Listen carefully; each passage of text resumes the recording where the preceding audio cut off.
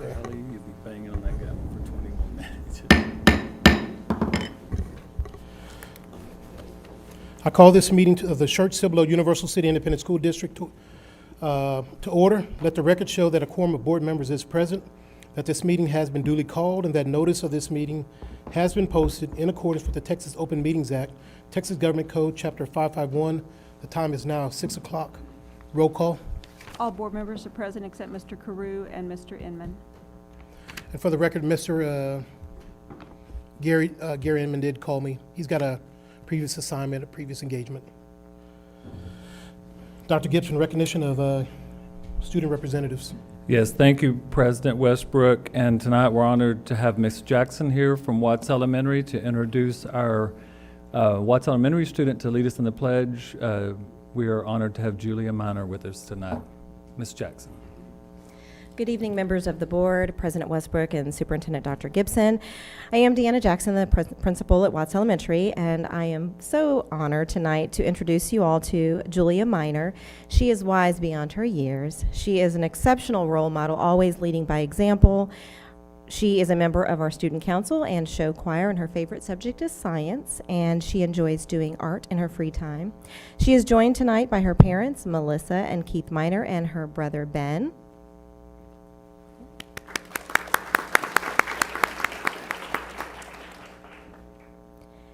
At this time, Julia will be leading us in the Pledge of Allegiance and the Texas Pledge as well.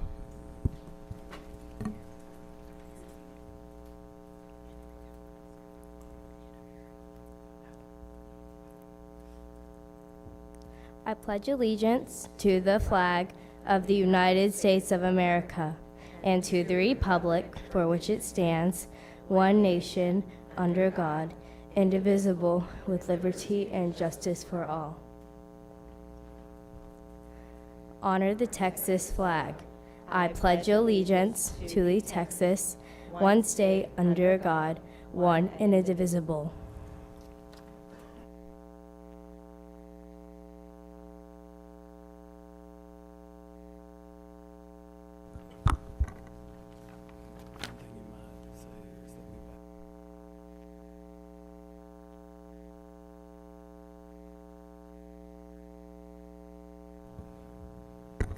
Good evening, everyone. Glad everybody's here. Starting next month, we will be having sort of a presenting our special partners with the school district. So we'll have a president's welcome and recognition of special guests. But before I get into anything more, I would like to sort of have a moment of silence for the students who passed away in Parkland, Florida, and also for Dr. Steele, who passed away over the last month, whose namesake is obviously Byron Steele High School. So if you can join me in a moment of silence.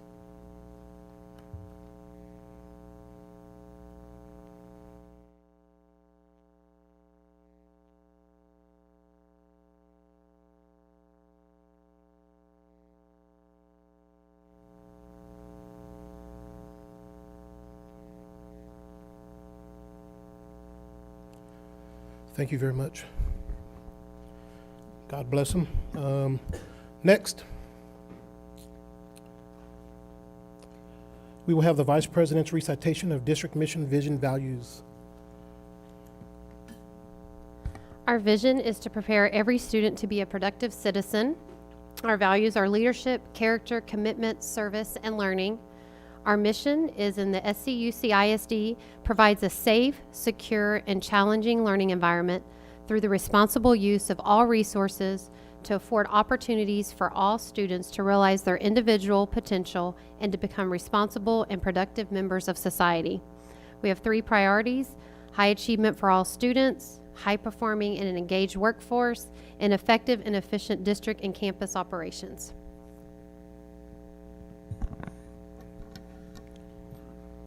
Board recitation of district belief statements. We believe all students have the capacity to learn and be successful. We believe a safe, secure environment is paramount to learning. And we believe living our core values of leadership, character, commitment, service, and learning result in the ability to set and achieve lifelong goals. We believe quality instruction addresses the individual needs of students. We believe engaging, interactive, and authentic teaching creates empowered, active learners prepared for our changing world. We believe embracing technology as a relevant tool enhances learning in and beyond the classroom. We believe in a professional learning community culture that allows time to collaborate and share best practices in order to improve continually. We believe good communication is critical to success. We believe lifelong learning enriches staff through professional development. We believe measures of our success go beyond standardized testing. And we believe public education is defined by the local community with limited state involvement. Next, we will have the Vice President's overview of good governance indicators and the board member ethics. So each month we are highlighting one of our good governance indicators and one of our ethical standards. And today on our ethics is trustworthiness and stewardship.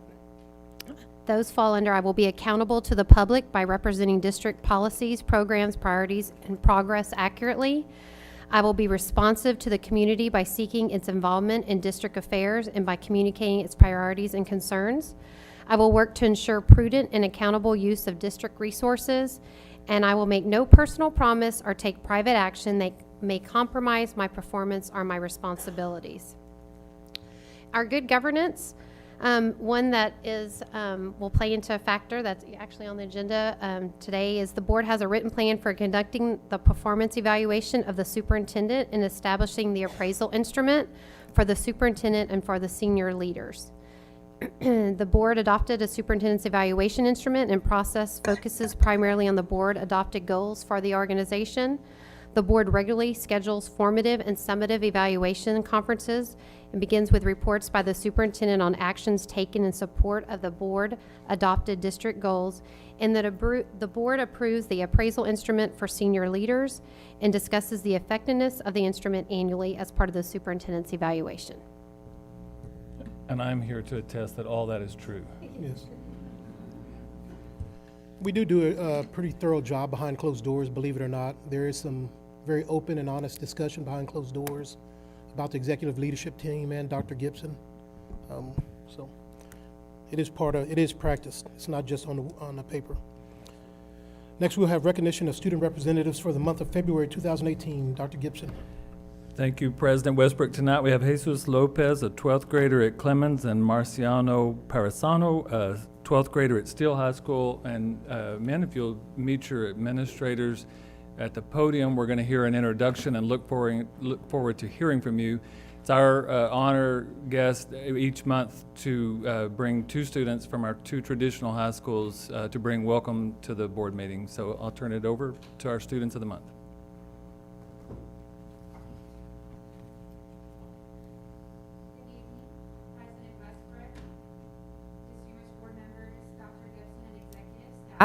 There we go. My name's Amy Sterazzotti. I'm an assistant principal for Clemens High School, and I'd like to introduce our senior, Jesus Lopez. Jesus has been a student at SCUCISD since kindergarten and will graduate this spring from Clemens High School. Throughout his years with our district, Jesus has been involved in many programs. Over the past 2 years, he has been a member of PALS and currently holds an officer position. In addition to PALS, he has also been an active member of band since 5th grade, his instrument of choice being the alto sax. Jesus also leads the Leos Club, a community service organization with Clemens High School, where he serves as president. After graduation, Jesus plans to attend Texas State University, or UTSA, to study law with the intent to be a personal injury attorney. Jesus is joined by his parents, Jesus and Jody, as well as PALS sponsor Mrs. Tabitha Weatherholtz. I proudly give you Jesus Lopez.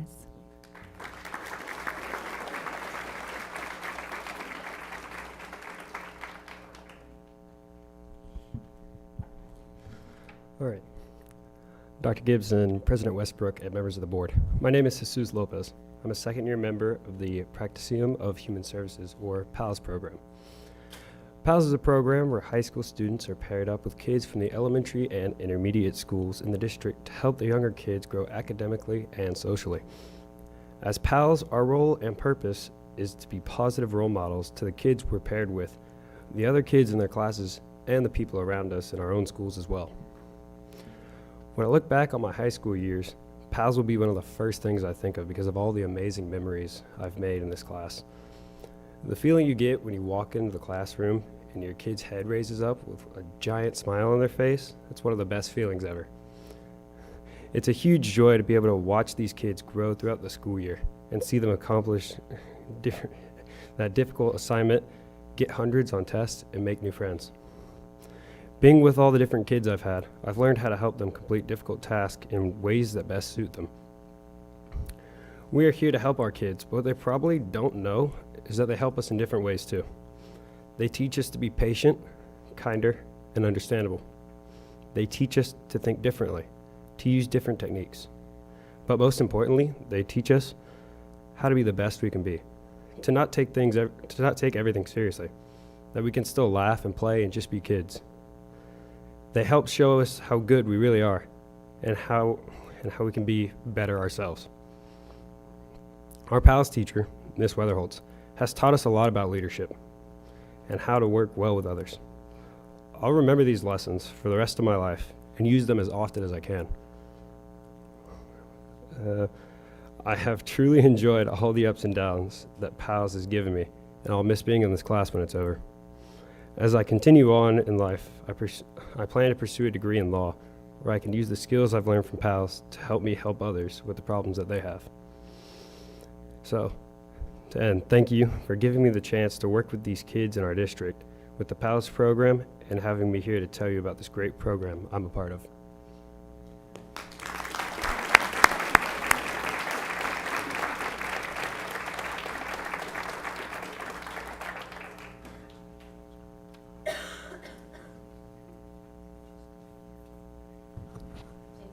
Can I have his parents and grandparents stand up?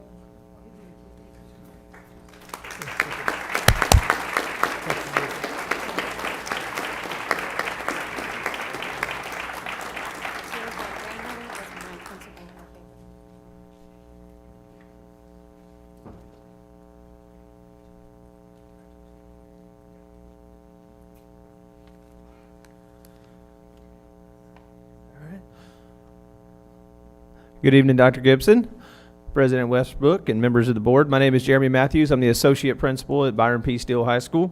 It is my pleasure tonight to introduce Marciano Padasano, a senior at Steele High School. He's the son of Tom and Jesse. He is actively involved in Magazine, a 2018 class officer, Model United Nations, AFG ROTC, AFJ, my bad, and National Honor Society around the school. He is also involved in his church at OLPH in Selma, volunteering as a 7th grade Sunday school teacher, altar server, and helping with PowerPoint during services. Marciano holds many leadership positions as the current elected president of National Honor Society. He is the flight commander of 35 students and a squadron commander in ROTC, the business manager of Magazine, and a 2018 class reporter. Marciano also competes with the Model United Nations within ROTC, going to many conferences to compete. He was awarded a full scholarship, including airfare, to the Air Force Academy Summer Seminar this past summer after being accepted and selected to apply, ultimately winning over many applicants. After graduating from Steele, Marciano planning on attending the Air Force Academy as one of the 5 prestigious service academies.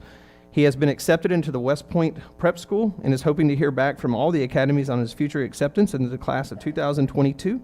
He is in the top 7% of his 2018 class. He is very competitive with his other applicants and his efforts to be the best at everything he does. So without further ado, it is my pleasure to introduce Marciano.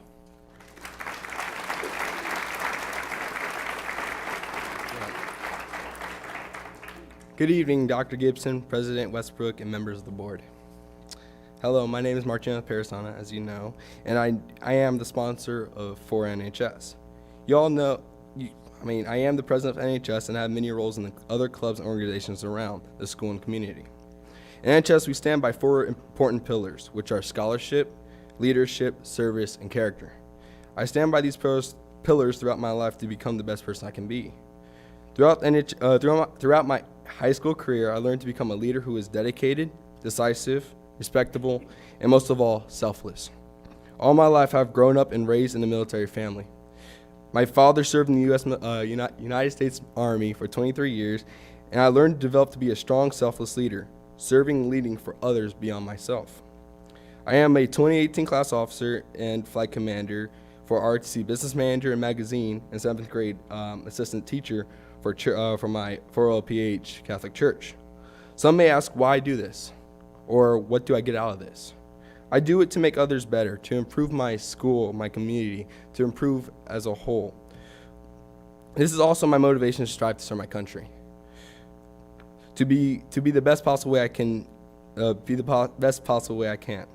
As NHS president, I have many roles and responsibilities within the organization. We have about 200 members a part of NHS, full of seniors and juniors who possess great qualities.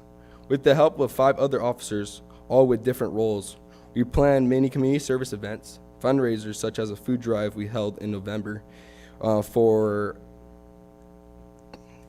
families in need this past Thanksgiving, and recreation events. Every year, NHS hosts a Nukes Ranch trip where NHS students learn to overcome doubt of fear of heights on the rope course, team building exercises to trust peers and others, and leadership events to build self-confidence and assertiveness. I try my best to serve for the members and always looking out to make a positive impact in my community school. Thank you all members of the board for letting me speak on my behalf and the behalf of NHS, and I hope you all have a splendid evening.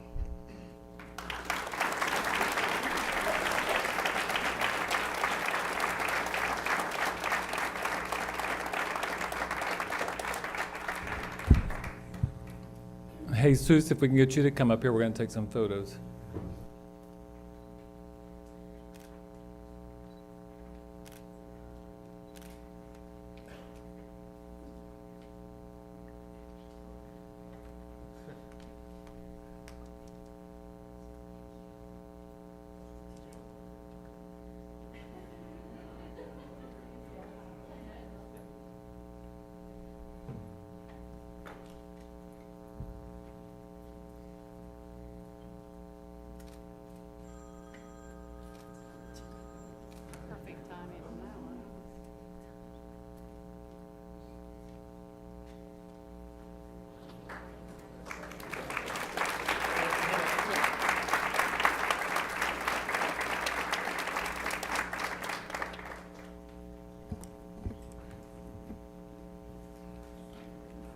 Are they coming back up or nope?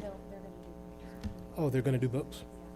Sometimes it's good to sort of have a relationship with some of the students. So the first student was a Leo Club. I was in Leo Club in Churchill High School back in '87.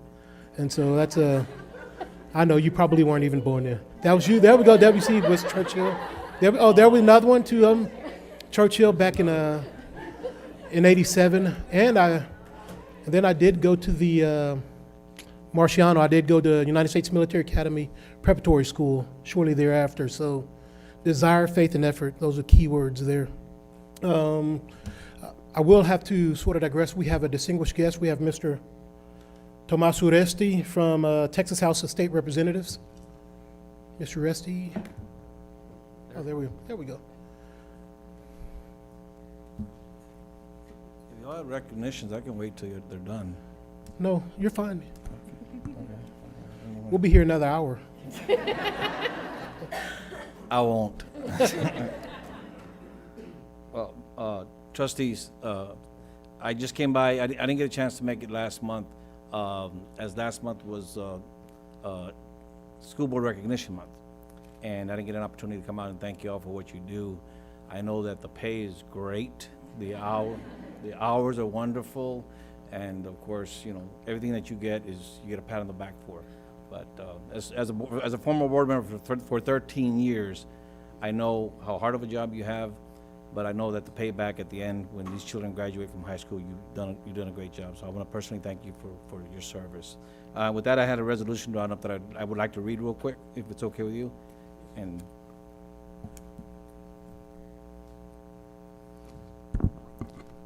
whereas school board members play an integral role in the education of our children, and the observance of School Board Month, Recognition Month, is January 2018, provides a welcome opportunity for the honor of the trustees of the Schertz-Cibolo-Universal City Independent School District.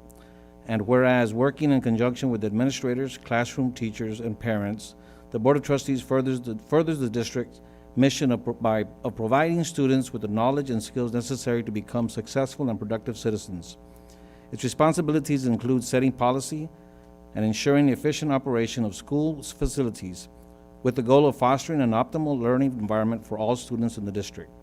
And whereas the dedicated individuals presently serving on the Schertz-Cibolo-Universal City ISD Board of Trustees are President Robert M. Westbrook, Vice President Amy Drashbach, Secretary Gerald Perkins, Assistant Secretary John C. Collier, and Trustee Edward Finley, Gary Inman, and David Pivotal. And whereas these notable Texans have demonstrated an exemplary commitment to area students, and through their vision and leadership, they are contributing immeasurably to the future of the Lone Star State. Now therefore be it resolved that the members of the Schertz-Cibolo-Universal City Independent School District Board of Trustees be commended for their service to the community, and that each of them be extended sincere best wishes for their continued service in their important work. Signed by myself. Thank you very much.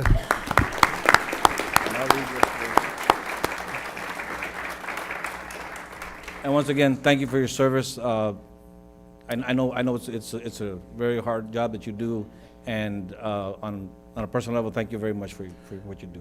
No, thank you very much for your support for the school district, and I think Dr. Gibson has something for you.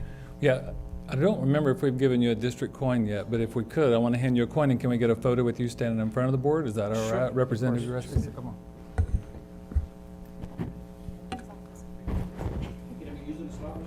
I guess it could. Good luck with Turn that. around and let's get it.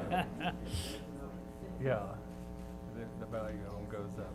Thank you for everything. Thank you very much. Yeah, thanks thanks for all your support. We know we can count on you.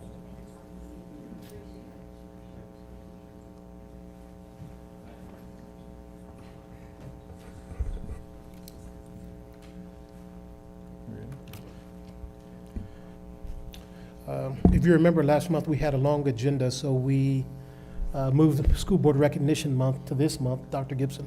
So yeah, it worked out perfect with Representative Uresti because we're about to do school board recognition. And before we start, I see two faces with our principal ranks that have not been officially introduced. And so Lisa and Clarie, if y'all kind of step out a little bit, the last 60 days, yeah.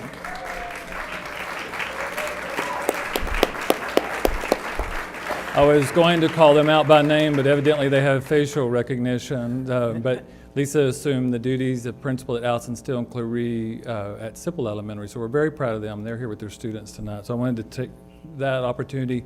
And then tonight, we'll have the trustees come around in front. And do y'all have them for individual board members? So tonight, the role of Mr. Inman will be played by Mr. Westbrook, and the role of Mr. Carew will be played by Ms. Dreisbeck.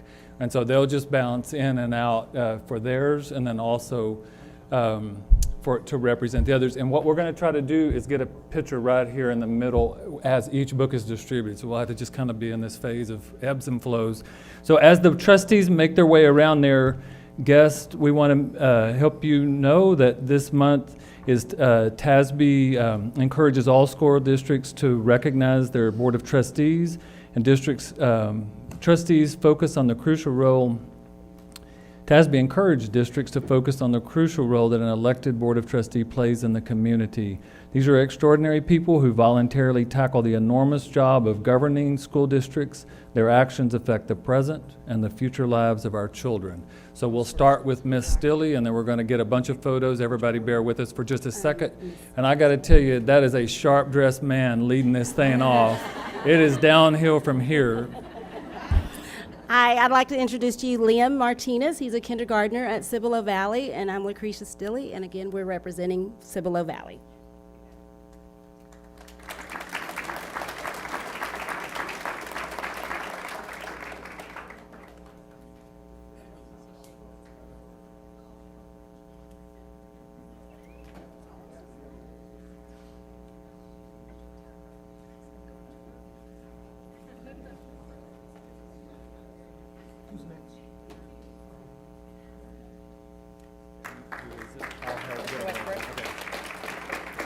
Good evening. I'd like to present Michelle Davidson. Michelle is a 4th grade student representing Green Valley Elementary this evening.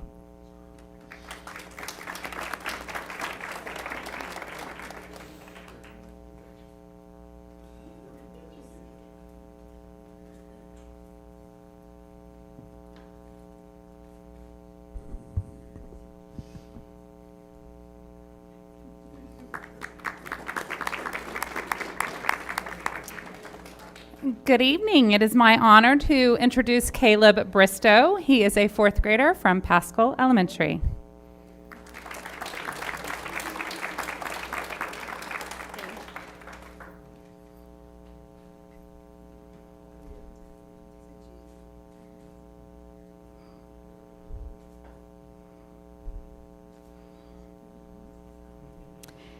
It is a pleasure for me to announce Atea Roden. She is a 4th grader at Rose Garden Elementary.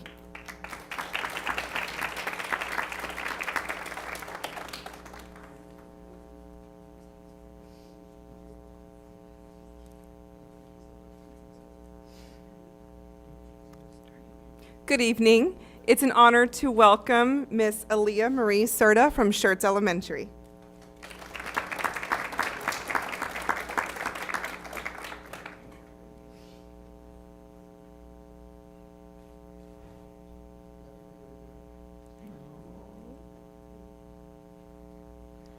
Good evening. It is my pleasure to introduce Ben Miner. He is a 2nd grade at Watts Elementary.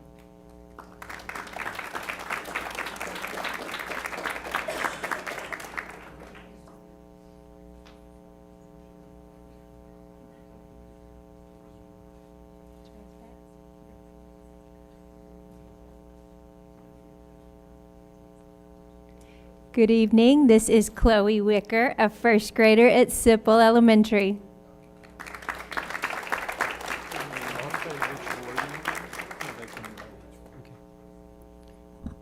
Good evening. I'd like to introduce Kayla Coffey, a 2nd grader at Weederstein Elementary, and we will be visiting with Mr. Pivito.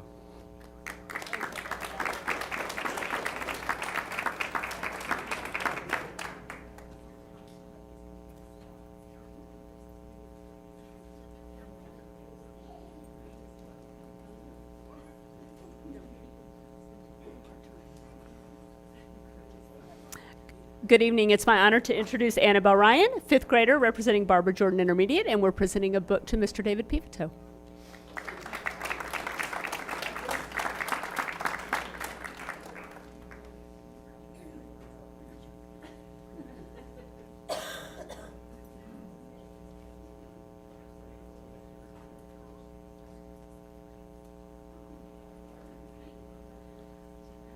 Good evening. It's my privilege to introduce Mr. Hunter Long. He is a 6th grader at Wilder Intermediate, and we are presenting a book tonight to Mr. Robert Westbrook.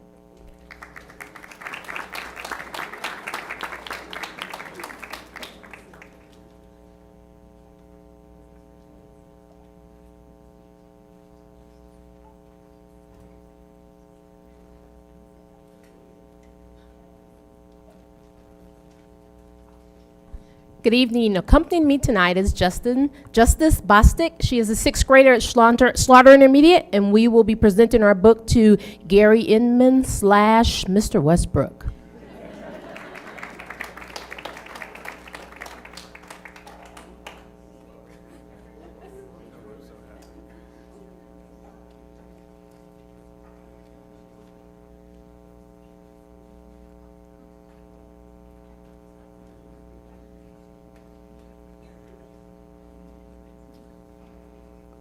It is my pleasure to introduce Luke Hill, an 8th grade student at Dobie Junior High, and we will be giving our book to Mr. John Carew.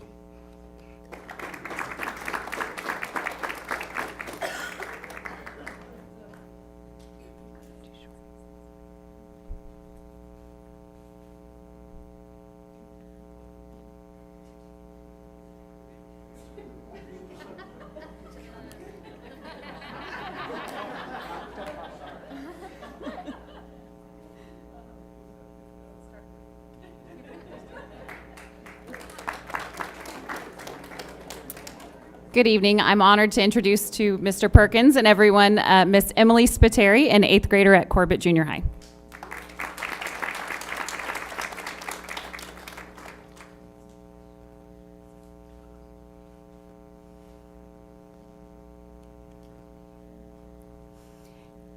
Good evening. It is my honor to introduce a senior at Allison Still, Miss Emma Boswell, and we are presenting a book to Mr. Westbrook.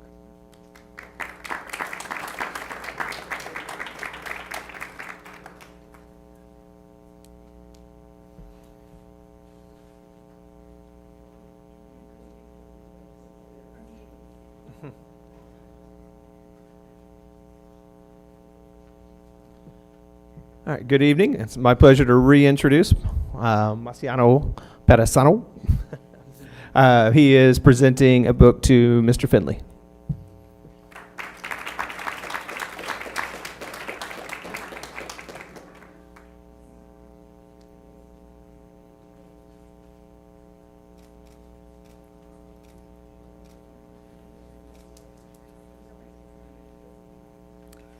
Good evening. Reintroducing Jesus Lopez, senior at Clemens High School, and we'll be presenting our book to Mr. Perkins.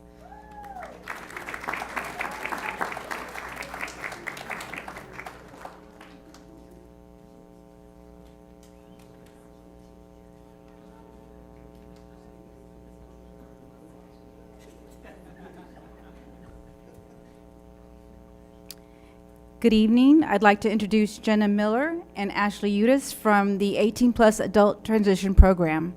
And we're dedicating our book to Ms. Drysdale.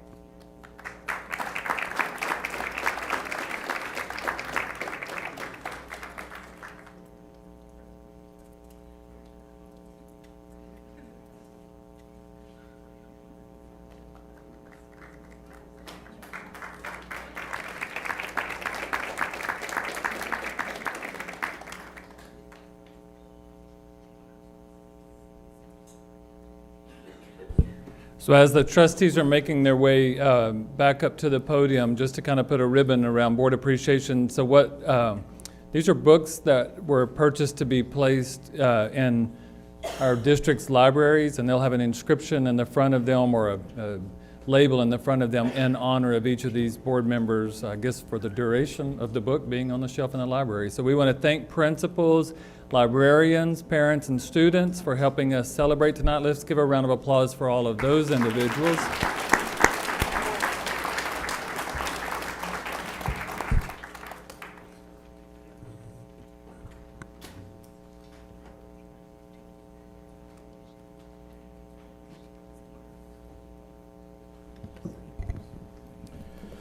Now we will have recognition of board meeting principal representatives presented by Michelle Shea and Veronica Goldhorn.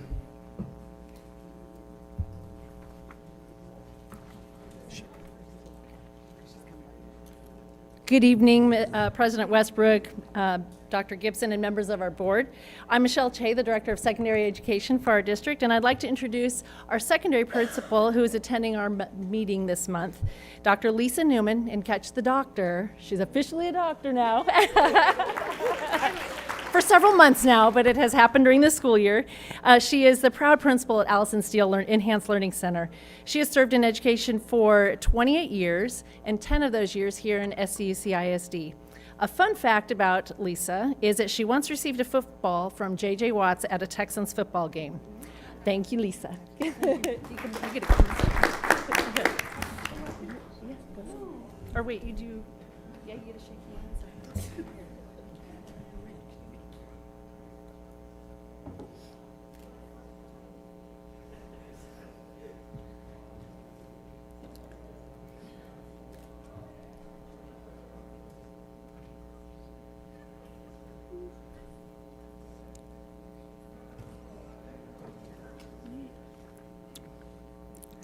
Good evening, members of the board, President Westbrook, and Superintendent Dr. Gibson. I'm Veronica Goldhorn, Director of Elementary Education Services, and I would like to introduce our elementary principal who is attending this month's board meeting. Deanna Jackson, who you met earlier during the pledges, is the principal at Watts Elementary. and she has served in education for 15 years, and this is her 7th year in SCUC. A fun fact about Miss Deanna Jackson is that if she was not a school administrator, she would love to be a food critic and blogger because it would combine two of her loves, eating eclectic food and writing for enjoyment. It's Deanna Jackson.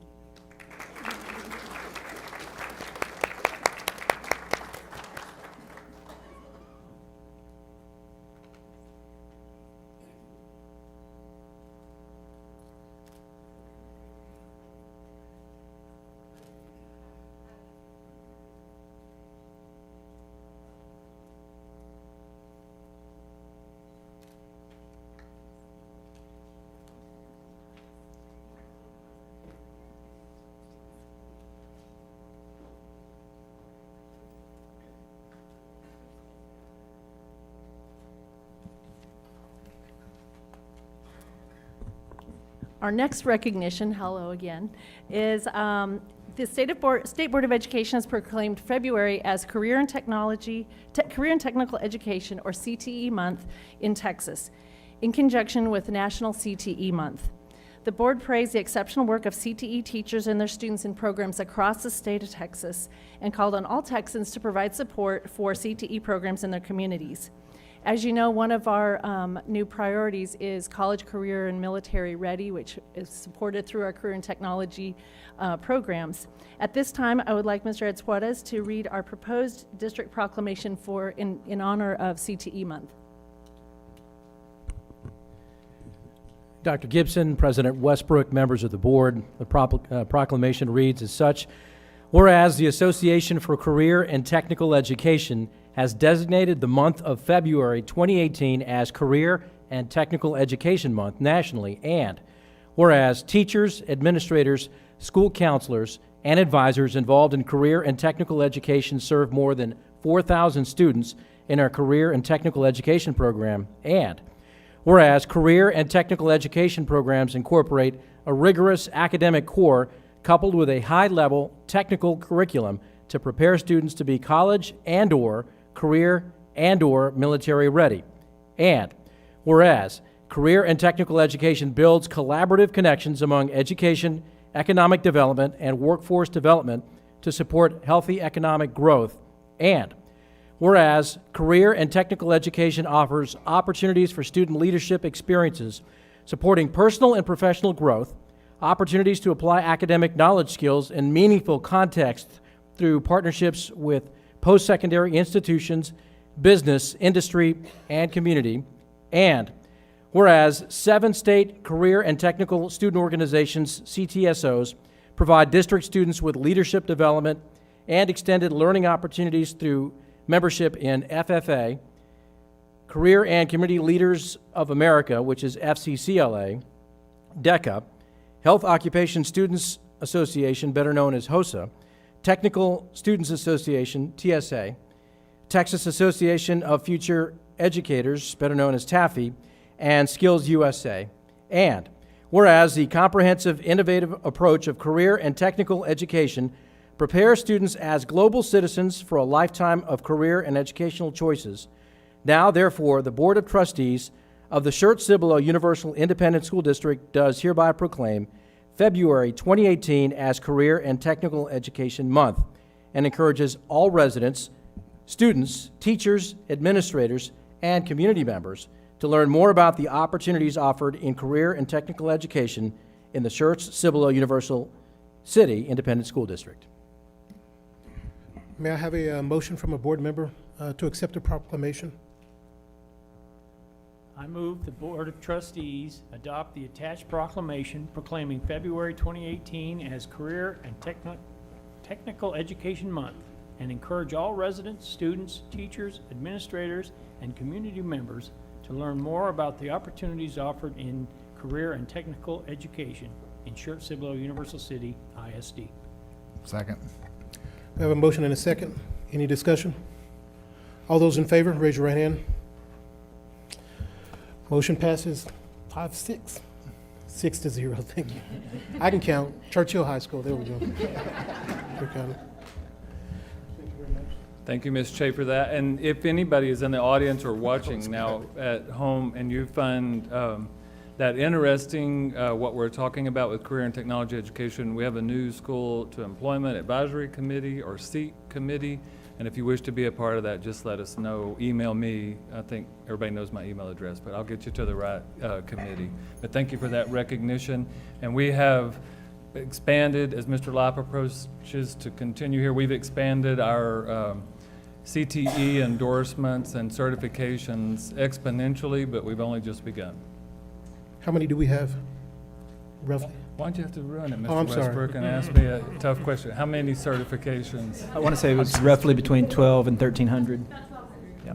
1,200? Okay. Certifications or? Certifications that were earned. Okay. Throughout And so for this last year. And the reason Cassandra, Ms. Gracia knows that is because we, as part of our new strategic plan, are about to really start quantifying, and we're going to say what's reasonable over the next 4 years to increase that number. And whereas that is much higher than what we had a year ago or the year before, it truly is, all jokes aside, that is just the tip of the iceberg. We get ready with your priority 1 reports to track what we're about to do with CTE. Thank you. Ms. Shea? Hello again. So tonight, I'm also here to recognize our students who have achieved outstanding academic and athletic distinction. We applaud their commitment and dedication to perform in these areas and bring excellence to our district. Parents, students, and friends, thank you for joining us tonight and for this chance to recognize academic and athletic excellence. Students, congratulations on your accomplishments and best of luck in the future. So starting off with our 2017-2018 academic all-state teams. These students were recognized by their high school athletes who excel in the following categories: their GPA, class rank, and ACT or SAT scores. We applaud them for their commitment and dedication to perform with the highest of excellence academically on and off the field or court. For representing Clemens High School tonight for Academic All-State in football are Carter Brew, sorry. Thank you for correcting me, I appreciate it. James Gaitan, Diego Garcia, Kyle Lewis, Peyton McDowell, and Tyler Smith.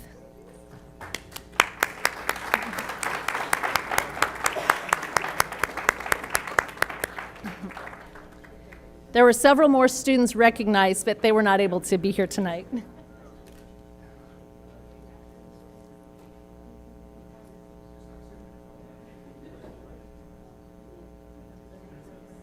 Yeah, come on and get it. Oh, you're good.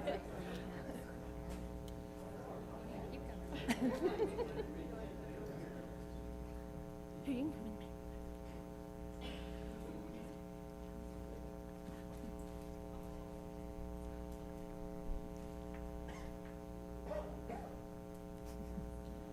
Nice to be tall. Congratulations, gentlemen.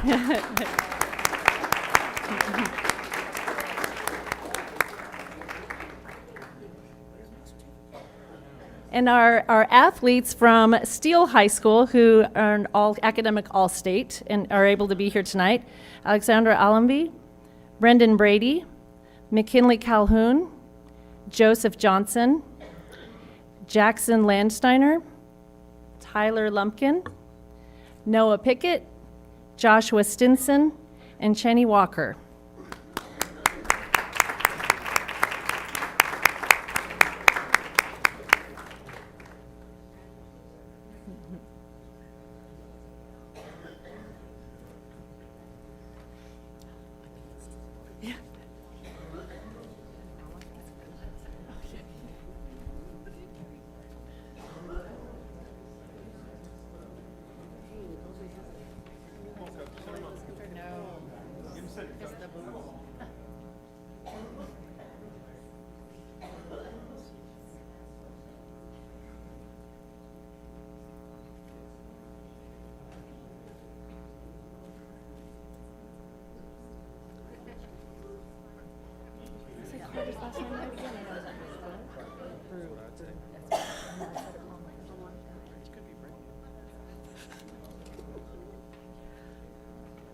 Congratulations, nice work.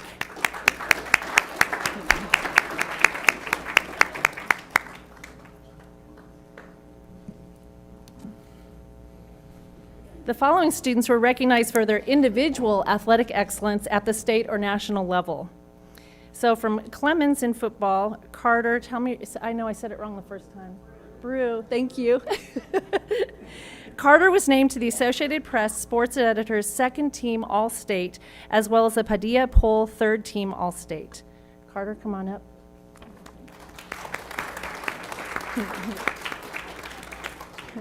Go. Do you want, yeah, do you want individual, like, okay.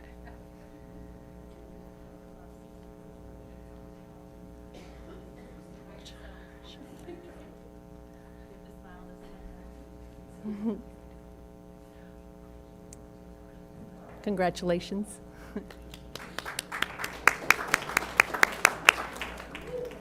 Our next Clemens football player recognized for, it was named to the Associated Press Sports Editors Second Team All-State, as well as the Padilla Poll Third Team All-State, Jacques Tyler.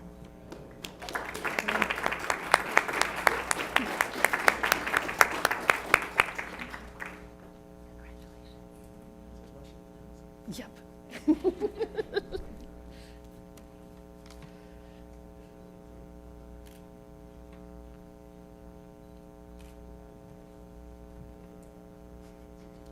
You get a picture too? Yeah. I know.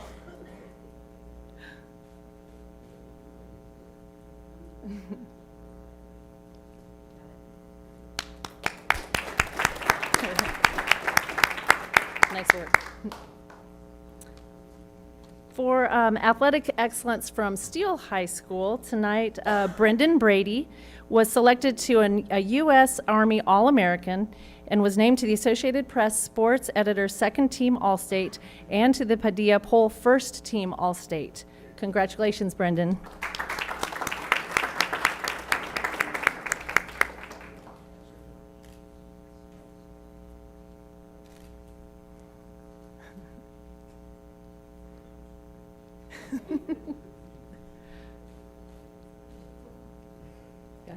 Wait, one more. Or two more, I don't know.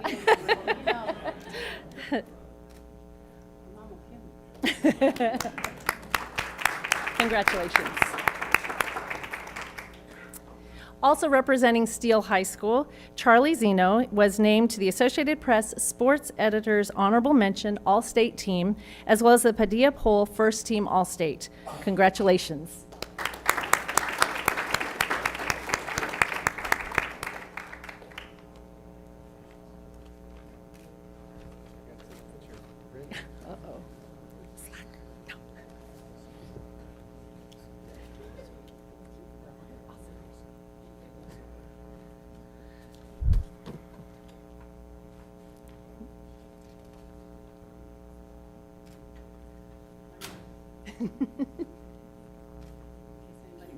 Okay.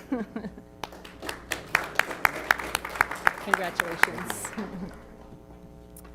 Now moving on to recognition for fine arts. The All-State is the highest honor a Texas music student can receive. Approximately 1,700 students are selected through a process that begins with over 64,000 students from around the state vying for this honor. This competitive process begins with auditions hosted by 33 regions. Individual musicians perform selected music for a panel of judges who rank each student. Musicians advance from their region to compete at the area level, and the highest ranking musicians are selected to perform in a TMEA, or Texas Music Educators Association, all-state group. The All-State Tenor Bass Choir rehearsed and performed this past week at the TMEA Annual Clinic or Convention in San Antonio. Representing us was from Clemens, Trey Franey.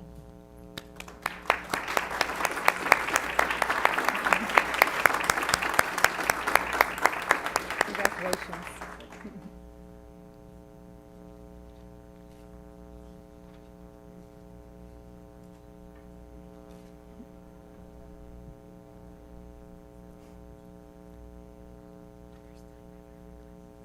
Oh, really?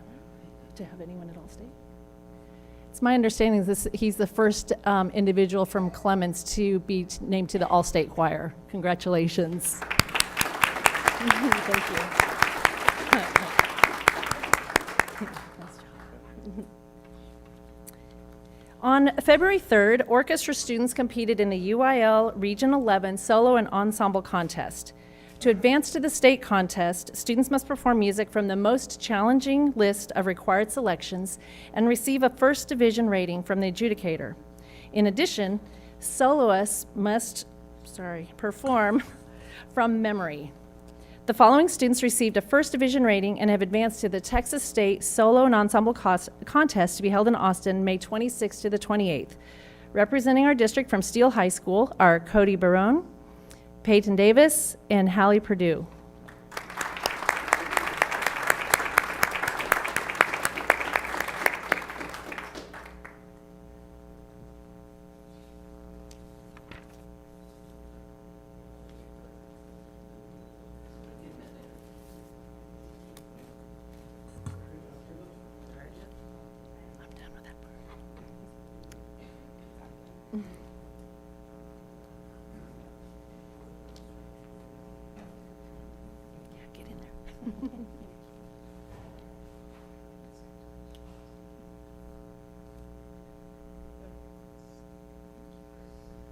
Congratulations. Thank you. This concludes our recognition portion of the meeting.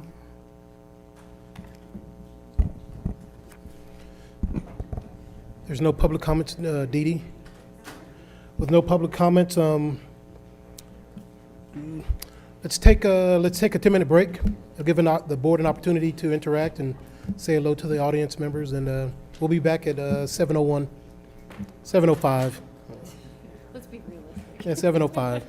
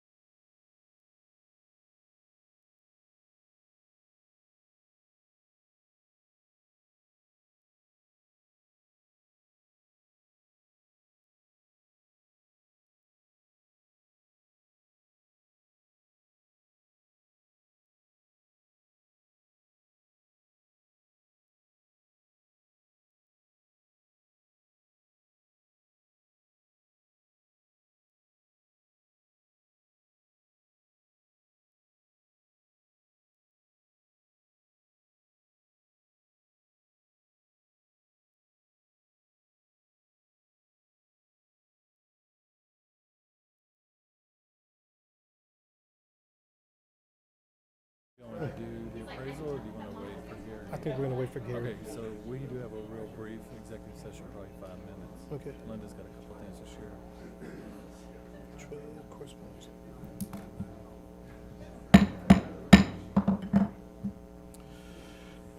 Board is now back in session, 7:05. Any correspondence? No correspondence. Report on board advocacy, trustee visibility and commitment within the district, the community, and with other governmental entities. Yes, sir.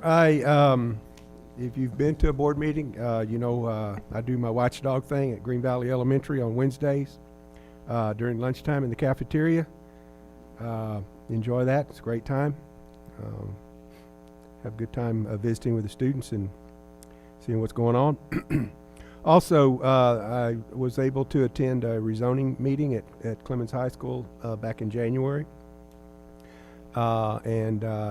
There more recently was Ms. Dreisbeck and I were both able to attend a meet and greet with the core leadership team from the Chamber of Commerce here in the boardroom on a Tuesday morning, I believe it was, and really great to hear from them and see what's going on with the Chamber of Commerce and that leadership team. We have one of our students from Samuel Clemens, Nick Chavez, was a member of that, so it's good to see our students involved. And I do have a high-level rounding meeting scheduled at Dobie Junior High, scheduled for the February 27th. Hopefully we'll be able to make that. So there you go. Thank you. I was able to attend the memorial for Dr. Steele. Wonderful man. Wish we had more like him. Obviously, he's the namesake of our second high school, so to be able to pay homage to him and his great works was really something to behold. And remember the comments of his sons, very, very uplifting and yet very positive as far as who he was and what he stood for in education. So really wish we had more like him, and to be able to remember him in that way was really a nice thing to be able to do. Was it yesterday? Yeah, yesterday the executive leadership team brought me up to speed. I hadn't forgotten a whole lot, but I'd forgotten a few things, so really appreciate them bringing me back up to speed on what's been going on in the district. And like I said last month, I'm still trying to get up to speed on everything else. A lot of things happen during the day that I'm still trying to figure out how to get my schedule quite right. So, but you'll see me more in district in the next few months, so really appreciate your patience. Thank you. Yes, Mr. Pivito and I did the Chamber Core group. That was a great experience, and if you saw some of the tweets, they traveled around the district and just learned about how things are run. And then today I attended the Chamber lunch, and that was great.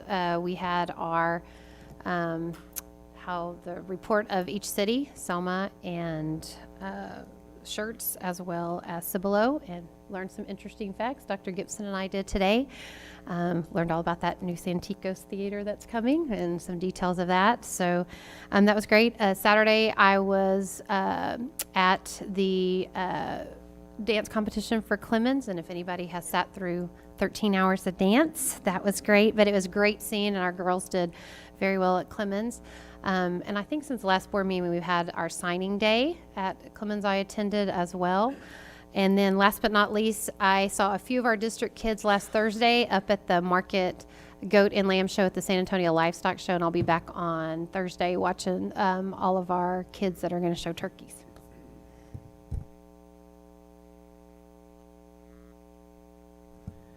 I got the opportunity to attend the campus chat for communities and schools at Clemens earlier this month, and I was in the building and got to greet some new employees at a recognition also earlier this month, and that was a great opportunity to see the dozen or so new employees that are excited about joining.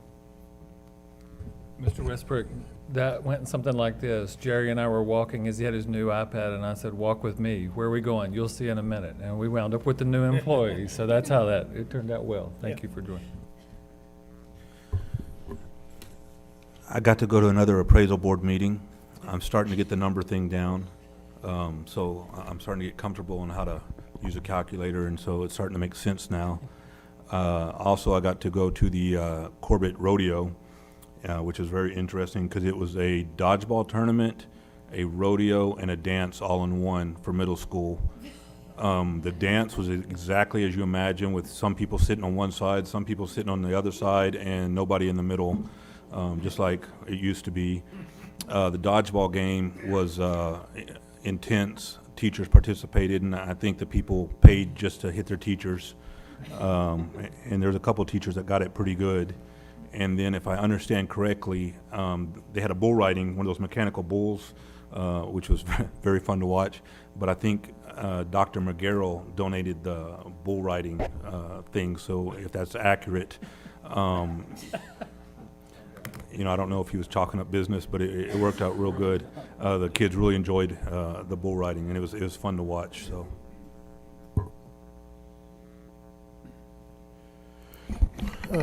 I had the opportunity to attend the student conference with the executive leadership team and Dr. Gibson. Gave me new insight on professional development and the whole process behind trying to take this school district forward, and also the memorial service for Dr. Steele. Next, we will have new business. We have report and discussion items. Are we going to go individual ones? Just priority one, Dr. Wait, I'm sorry. Dr. Edwards? Priority one? Yeah. Yep. Dr. Edwards.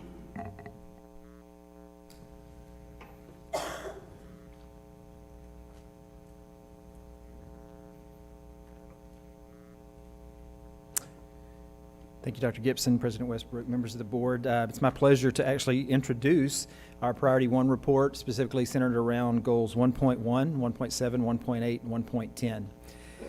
One of the things that, and that's really what I'm going to do tonight, we talk a lot about being an organization that wants to be as bottom-up as possible and only as top-down as needed.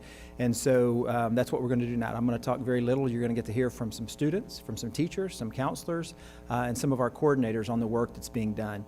The last time we were here, we really kind of showed the tip of the iceberg. We showed some of our results, which that's what people see. Tonight, we wanted to really share some of the things that are going on below the surface, the work that's going on, the efforts that's happening to really move us to the next level and educate our students. With that being said, we really, tonight, or the last time we talked was about we are where we are. We showed our results from the past year.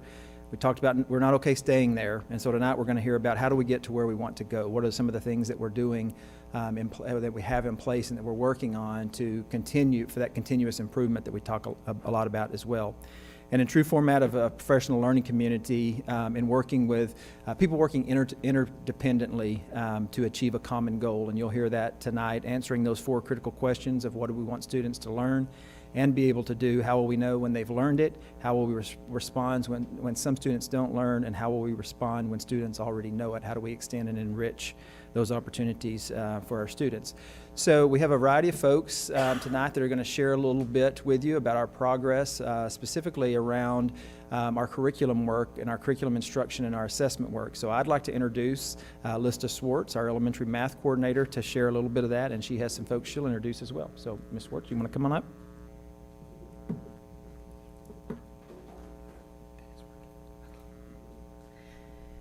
Good evening, Dr. Gibson, Mr. Westbrook, and board. We're so excited to be here today. I have with me Leslie Legg, and she is a kindergarten teacher at Wiederstein Elementary, and we're going to talk to you today about Goal 1.1. So Goal 1.1 is 90% of all of our students will meet and exceed minimum STAR standards combined over all tests, all subjects, all areas. This basically is going to ensure our 2 domains that are met, Domain 1 and Domain 2 for the new accountability system, and it meets the fundamental beliefs that we want all students to master all grade level and course standards for that year that they're in. Well, this begins long before that STAR test. This begins with rich classroom instruction. So this last year, we embarked on a journey. Our journey started with focused planning guides that are being developed through teacher teams meeting to identify critical content coordinators then taking the critical content, information from the state, TEKS resource system, best practices, and putting that all together into an encompassing document with hot links that makes it very easy for a teacher to find what it is we need students to learn. That was then followed up immediately by assessment development, where again teacher teams met, reviewed information, reviewed the focus planning guides, reviewed STAR assessment data, and they put together and developed standard tests that we can give throughout the district to help us track how we're doing. Well, then that leads us to, well, how is this all happening and working on the campuses? So Leslie's here going to tell you a little bit about that, so I'll turn it over to her. Good evening. Focus planning guides are heavily relied on to drive instruction, to understand standards, and to provide rigor and best practices. Assessments are also calibrated for instructional success. We want to know what the students are learning and if they're learning it. Every 6 weeks, we will meet district-wide with the Revise and Review PLC to allow discussions on past and present units. And in the summer, we will conduct a curriculum camp for teams to come back and collaborate on enriching the guides and assessments to help meet the needs of all students. Thank you. So here's just a picture of where we are with the development of identifying critical content, assessment design, and focus planning guides. So we've got 2 slides. One's here for math, showing kinder through pre-cal, and kind of gives you a visual of where we're at in that development. And then the next slide is ELAR, showing where we are again with those exact same things in that development. So as you can see, we've been working very hard and diligently for the last 7 to 8 months at trying to put all of this together and building it as we go. We are still working on this. You see, these are live documents. We're constantly reviewing, constantly looking at where we can continually improve our instruction for our students. So we're going to continue to do these things. We're going to continue to look for how we can expand our instructional focus documents so that we can actually be able to meet all the needs of all of our students through data-driven decisions and collaboration and calibration within our own PLCs on campuses and district-wide. Thank you very much, and I'm going to turn that over to Michelle Payne, who is now going to address 1.7. Good evening, Dr. Gibson, President Westbrook, and members of the board. I'm accompanied tonight by Christian Mariner. She's a pre-AP English 2 and English 3 teacher at Samuel Clemens High School, and we're going to be talking to you about Goal 1.7. Goal 1.7 is that 60% of students will participate in taking the SAT, and no less than 68% will score at or above college entry criteria on the SAT and ACT examinations. And you can see the beliefs that it aligns with below. The data that you see here is from our SAT class of 2018, which is our current seniors. One of the most fortunate ways for our students that we support Goal 1.7 is by offering the SAT in a day, which allows all of our students to take the SAT test while they're at school. Which you can see our participation rates right here far exceed state participation. The average state participation for 2018 was 53%, and our district participation was 92%. 39% of our students met both standards for reading and math, which was the same as the state average. 70% of the students in our district met the reading standards, and 41% of the students in our district met the math standards. And now I'm going to turn it over to Christian, who's going to talk to you a little bit about what this means for classroom instruction at the high school level. Thank you. During the summer, I apologize for my voice. During the summer, we're required to meet for college readiness. We specifically aligned not only our TEKS, but also the selection of resources with the intention of engaging students with high levels of learning needed for college and career. We designed our focus planning documents with the end in mind, making deliberate choices that would help tie in college level materials they would most likely see on the SAT. Our students have been introduced to Khan Academy, which is a resource they are able to use both inside and outside of the classroom for tailored instruction and supplemental instruction for what we do in the classroom that's tied to the SAT standards so that we can meet or exceed these goals. And I'll brag a little bit on these English 3 teachers who have worked so hard to help really support our TEKS alignment. We had, between our SAT 2017 class and our 2018 class, a 2% increase, which is quite a bit, in our reading scores for that test. And I think that's can directly be attributed to what's happening in the classroom with these students. What we're going to do next, now that we've heard a little bit about the academic implications for our post-secondary readiness, now I'm going to introduce you to 2 of our counselors, Ms. Carla Barnes and Brandy Martin, who are going to share with you what some of our elementary post-secondary readiness looks like to support this goal. Good evening. In the spirit of House Bill 5, TEA's counseling model, and our district's priority 1 of high achievement, school counselors have been diligent in preparing students for that high achievement. We have 2 students who would like to speak to you tonight.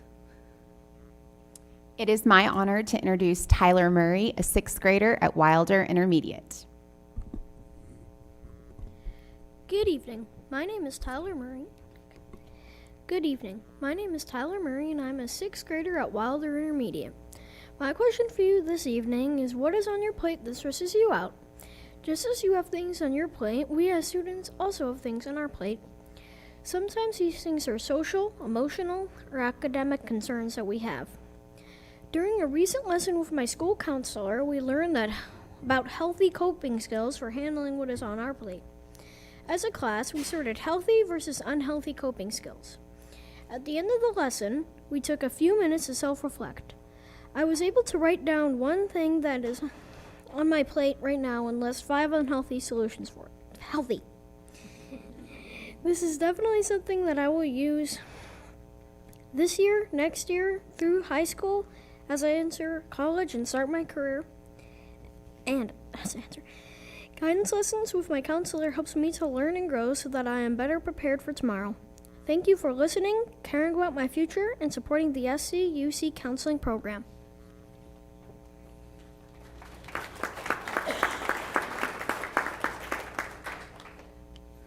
It is my honor to introduce you to Marshall Coriel, 4th grader at Watts Elementary. My name is Marshall Coriel, and I am a 4th grader at Watts Elementary. Recently, my school counselor came to do a guidance lesson about career awareness, and I know the goal is to have high achievement in school so that I have a good career. In the guidance lesson, I did a career interest inventory. My results showed that I was interested in architecture and construction, transportation, distribution, and logistics, and science, technology, engineering, and math. Right now, I would like to be an engineer. In 8th grade, I know that I will meet with my school counselor to pick my endorsement or career path for high school. Once I graduate high school, I can start a job with on-the-job training, go to a trade school, go to college, or go into the military. High achievement is the goal, and to be college and career ready, I need to start now. I can do that by listening to my teachers, staying focused, trying my best, being kind, and learning all that I can. Thank you for listening and caring about my future.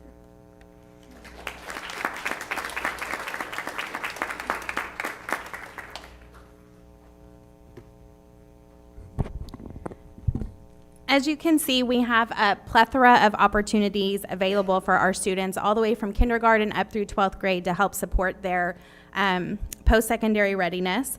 But I think the reality of that is that we know that there's also some challenges that go along with that. And so I've highlighted 2 of our challenges. One is education for all of our teachers in the design of the new SAT assessment and how it aligns to our current Texas TEKS. And I probably should have added teachers and parents into that piece. The new SAT exam is significantly different than the previous SAT exam. And so there's a lot of implications in that instructionally and also for outside preparation for the assessment. So that's definitely an opportunity and a challenge. And the second one is we are currently preparing for a significant redesign of the English Language Arts TEKS, which will necessitate a full rewrite of all of our focus planning guides to ensure continued alignment with the new TEKS and with the SAT assessment at the high school level. And that goes into effect our 2019-2020 school year is when that starts. And following along with this now, I'm going to introduce Serena Georges-Penny, who's our elementary literacy coordinator, and she's going to talk to you a little bit about Goal 1.8, which is all of our literacy that goes into Goal 1.7. Thank you.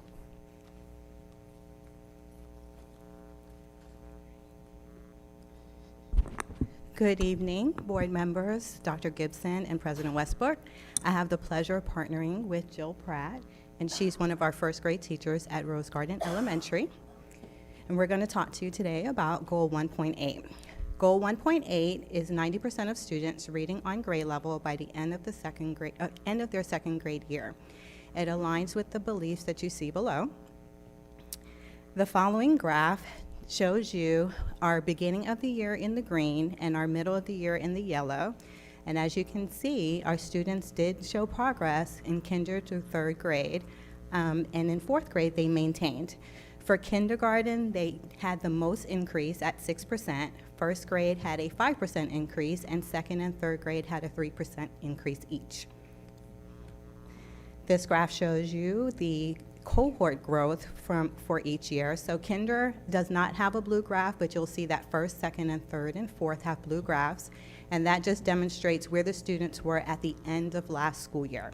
So our goal for the end of this school year is for the red graph to be higher than the blue graph. So then we know that our cohort is making growth as far as their literacy skills as tested on iStation. So Jill is going to talk to you a little bit about some of the strategic opportunities that we've had for our students' progress. Hey Jill, I'm going to take a picture of you while you talk and tweet because you're the Twitter queen. So I'm going to embarrass you right now because now you're in my classroom. One of our homegrown. Yeah, I know all about. And all of Jill's. you have been on there except for Mr. Finley and JD, get at least one light on so I can get a little more. Go back to my room to celebrity read. Huh? You rescheduled? She didn't send me a date. Okay. I'm serious. Go ahead. I'm tweeting. Oh, I'm Go supposed to ahead. talk Yeah. now. Say, good evening, Mr. Westbrook, Dr. G, and esteemed board members. In collaboration with teachers, we are in the ongoing process of creating our district's curriculum, the focus planning guides. Our focus planning guides are designed with specific attention to the alignment and specificity. Yeah, it's my word. And that goes with the 5 components of reading instruction, and that's phonological awareness, phonics, which includes spelling, vocabulary, reading fluency, and comprehension. There are resources and hot links like Lista mentioned, and they are giving from the new teacher to the experienced teacher plenty of places to start when they are planning their lessons following the critical content.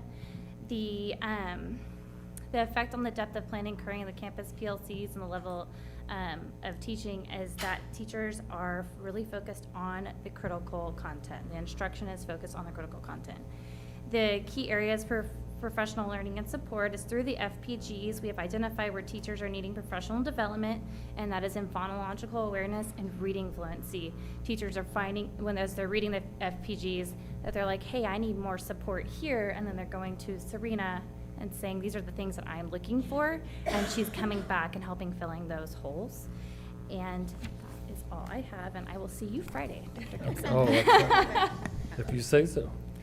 So with all of that hard work, I do need to point out that our district goal is 90% at the end of the school year, and we've already reached that goal for second grade. So our middle of the school year is already at 90%. So we're looking forward to seeing what our end of the school year goal is going to be. We're very excited that we've already hit that goal for the middle of the school year. Like Jill said, there's a lot of work that goes into creating the focus planning guides. One of the things that we find a challenge is being able to participate in campus PLCs on a consistent basis because of the amount of work that goes into creating the focus planning guides. It takes a lot of work just creating such a comprehensive document for teachers to be able to use. And then the other challenge that we have is developing professional learning opportunities for teachers. Because we're so focused on developing just the curriculum part of it, we're not as able to develop some professional learning opportunities. With that being said, we're looking forward to having those documents done by the end of this school year, and then we're also looking forward to our summer curriculum camp, where teachers will be able to come in and collaborate with us and kind of tidy up the documents and get them ready for next school year. So we'll be starting next school year with documents already completed, so we'll be able to go back onto campus PLCs and be able to provide professional learning opportunities for teachers going forward. And with that being said, I am going to introduce Mike Leib, and he is going to present Goal 1.10. Can we hold on one moment? I thank Amy for going to go get the students, and I know they were getting on their way home, so we can have the lights and take pictures real quick, and then we can continue. I didn't want to hold them up too much longer. Can I make a comment too on that? Yes. Hey, I just want to say for Tyler and for Marshall, most adults can't even get up and speak in front of a crowd like this, and both of them came up here, and I just want to say that y'all did an outstanding job.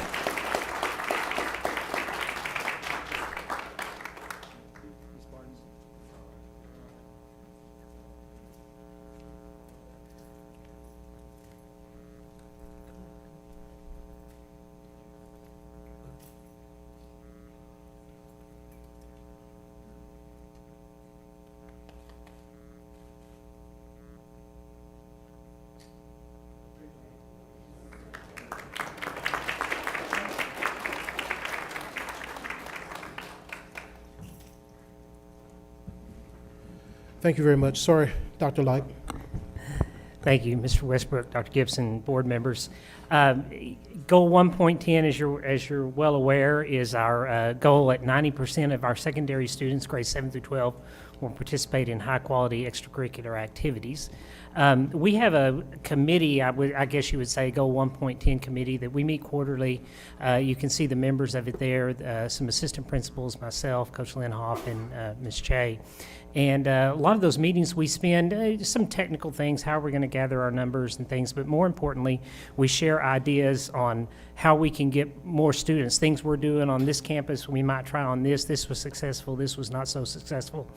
We had every intention of having one of our high school assistant principals here this evening to tell you about some of their strategies, but they are both busy at extracurricular activities, go figure. So I will, if they were here, what they would tell you was at this point, when we've the past few years we've been up in the 88-89% range, we're really reaching a point to where it's really down to one-on-one for students. They have set up some scenarios where they match up the students and find out who all's in, and then it's just a matter of picking out the ones who aren't and having a one-on-one conversation.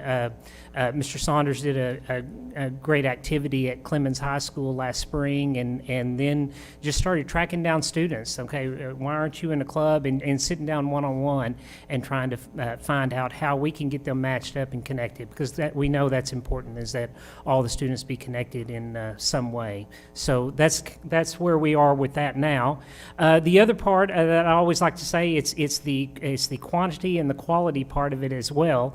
You're aware last year we invested quite a bit of money in upgrading our instruments, replacing some instruments that were long overdue to be sent out to the pasture, and also just catching up with some growth. And we did that, and we're continuing. We bought a few more this year, but this year we spent a lot on athletic facilities through our EPP plan, and you're aware of the turf there and the rake, and Coach Linhoff tells me that those are going to be just very great assets to our program as we continue. Just to wrap up some of our strategic challenges and opportunities, we're continuing to grow. We know our growth is slower, but our programs are growing. We're trying to get them to grow. And just finding creative ways to maintain these programs with our current levels of staffing and supplies, equipments, and facilities to make that happen. Thank you. One question. Yes. The quantitative portion is 90%. Yes. How do you determine the qualitative, ensure qualitative You mean the quality? Yeah, the quality. There's quantity and quality. We have talked about, that's one of the things we talk about a lot in our committee is how we can do that. And we do have our scorecards that we will present at the end of the year, our Lone Star Cup and our Quality Cup within our district. But we've also tried to explore some other ways that we can explore things that that might measure the quality of other things outside of our UIL activities, our clubs and organizations. And we're continuing to explore that, reaching out to other districts and what they are doing, and perhaps seeing if something might be a good fit for SCUC. Thank you. Mm-hmm. Anything else? Okay, thank you guys. We really appreciate that. Now you know why I stepped away from the podium so quickly, is so you could hear from the outstanding folks here behind us. So thank you guys for that. You know, and this is something that we continue to kind of live by, you know, getting all the people in the organization rolling in the same direction. We can dominate. We can, you know, achieve at high levels against any competition at any time. And then bringing us right back to the way we're doing this. It's together. It's through our PLC. That is the encompassing process that we use to do this. We place a lot of emphasis on that. We invest a lot. We look at this, the whole PLC process as an investment, not an expenditure.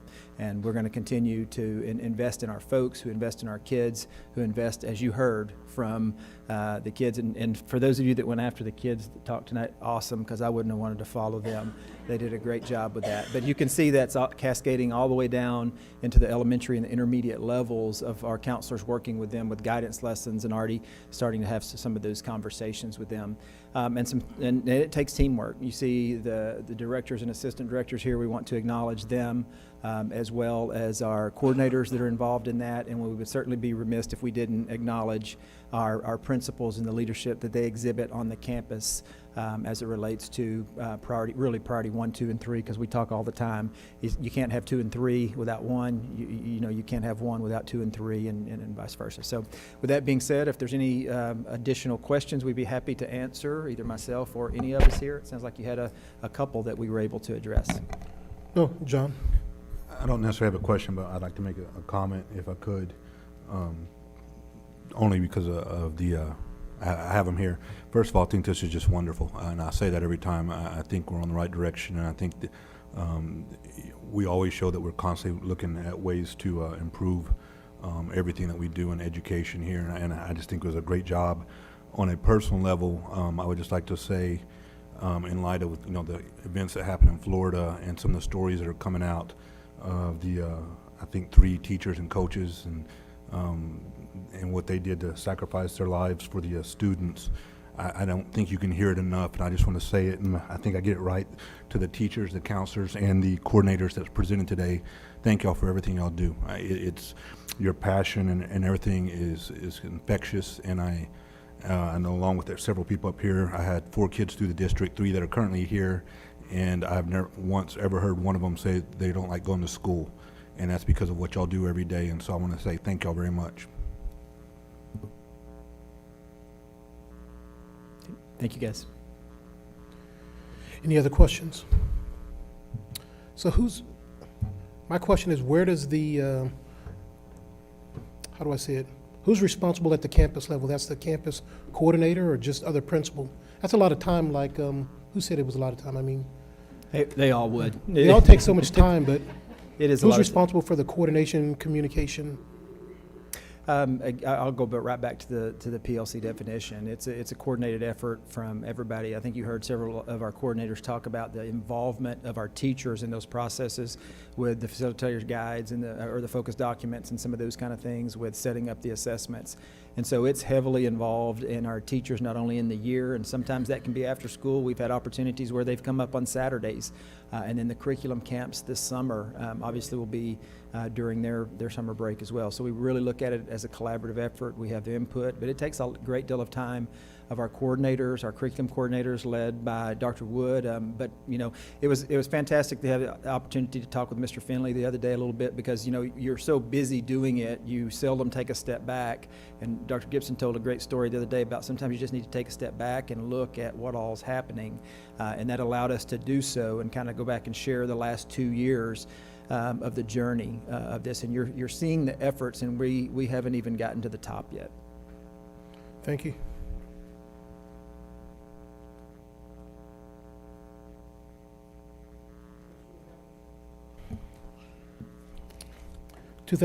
February construction update, Mr. Pruski and JD Mosley. JD, I'm just saying they're leaving, so. They're done. There they go. Yeah.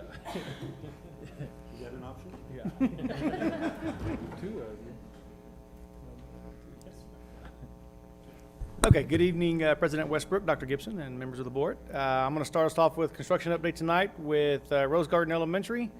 And so I'm going to jump right down to the bottom left corner. We're 75% complete on this project, so still moving along very well. Again, most of the 2/3 of the top of this you've seen before. I'm going to focus on the bottom down there. Ceiling grid installation ongoing. Lots of interior painting going on. You're going to see some good pictures tonight of the interior. Ceramic tile and then millwork installation going on as well. Here's our exterior rendering. Site plan. Looking at some more dirt. This is out front. Getting some of the landscaping done. It's starting to kind of take shape out front and in the back of the campus. This is our discovery zone. You can see the metal going up and then CMU and brick inside that area. And here's some inside pictures. And so you can kind of see now we're starting to kind of take some shape in some of our classrooms. You can see some of the millwork in there, the polished concrete, some of the paint going up. If you see in the back corner, you can see some tile up in a restroom in there. This is one of our, on the left up there, that's a workroom. You can see some millwork in there. A hallway, you can see how they're protecting the floors during this time. This is our kitchen cafeteria area. You're looking into the kitchen on the left-hand side. You can see all the ceramic tiles gone down there. In the back there, you can see some of the kitchen equipment already been installed. On the right-hand side, you can see the green tile in there with the big G for the girls' restroom. The entire current Rose Garden cafeteria is the size of that one little corner. And it would be the size of the kitchen, I believe, maybe Yeah. is, definitely. It's going to be a big change for them, the cafeteria and kitchen for sure. And so just looking ahead, continuing with everything that's going on, the project's going well. More windows, more interior painting and landscaping and irrigation. So I'll pass it on. when we get 2 weeks of rain now, it appears, or whatever it's about to be, do we have enough ceilings up that doesn't slow things down because we just move people inside now? We got enough work inside, that stuff on the outside, we just wait for a sunny day, is that? Yeah, no, I know I'm not saying you're not going to hit it. What do you don't stop with you may temporarily stop with that work we just saw in between those wings, that metal work and all that, but those guys and gals are going inside. Yeah, Yes, and especially getting on with the something now. 75% at Rose Garden being complete. Yeah. There's a lot going on inside right now. Okay. We need rain, that's all I'm saying. I gotta behave, okay. Good evening. Speaking of rain, it has started again. And Clemens, we're still working on some site work things there. Going forward, I don't know where, let's go this way. So Clemens High School, about 33% complete. Again, we're still working around the perimeter of the building, have yet to go inside for the full renovations to go interior. Just as some reminder here of various things going on, CTE building, we're still doing site work around the building. The building is active, kids are in it. Moving across then on the classroom and the administrative areas, working on the MEP rough ends, the exterior sheathing, roofing, installation, and then coming around to the practice gym, the new auxiliary gym, working on waterproofing and MEP rough ends as well, and the event center. So we'll see that through some pictures there. Moving forward from the event center also into the auditorium area. So we're getting there. Everything I just discussed or mentioned is in the blue. So those items are coming through. This is the aerial of the CTE building. You can see the new asphalt that has been placed, and we still need to work on the site development area back here towards the baseball field. They're working on a drainage issue there, and hopefully the impending rain that's coming up doesn't slow us down there.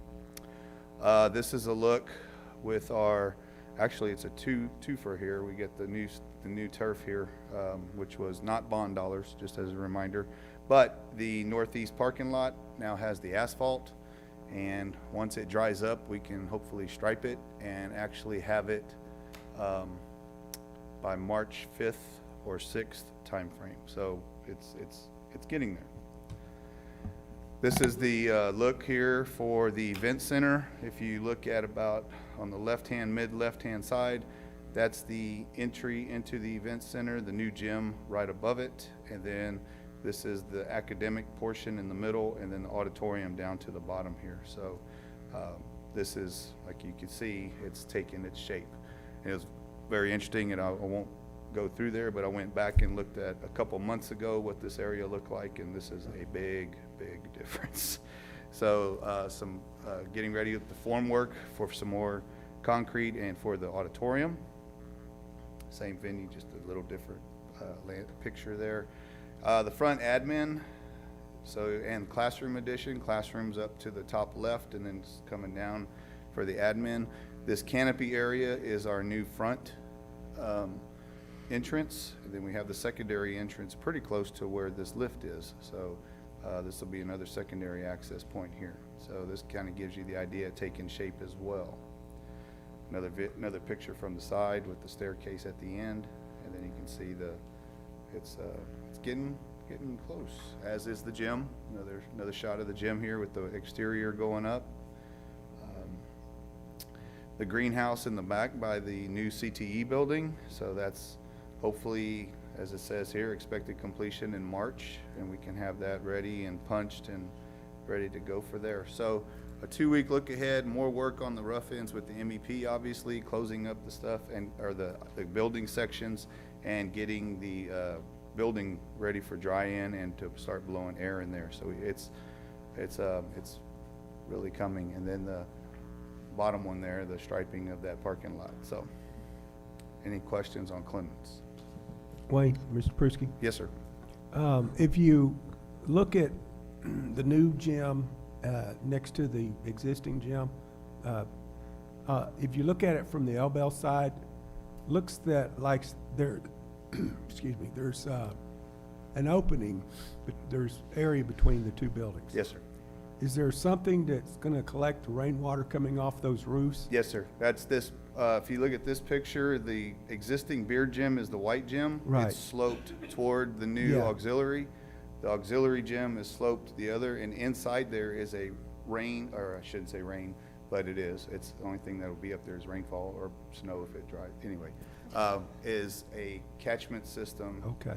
To drain out. So Okay. it actually is two systems coming in, Right. and then the piping, and then out it goes. Okay, good deal. Thank you. You're welcome.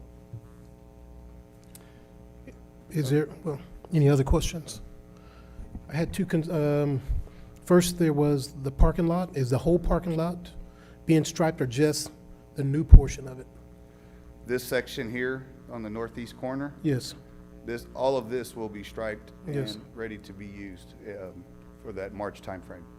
what about the other portion? Is that still in good shape after all the construction, or will that Back need to here be? by you're talking the existing one? Yes. Back here by like band and everywhere else? Yes, sir. In the band area where the band practice pad is and all that area in the back where you're correct, where all that construction work has gone on, we're looking at doing just a simple blacktop overlay and then a restripe on top of that.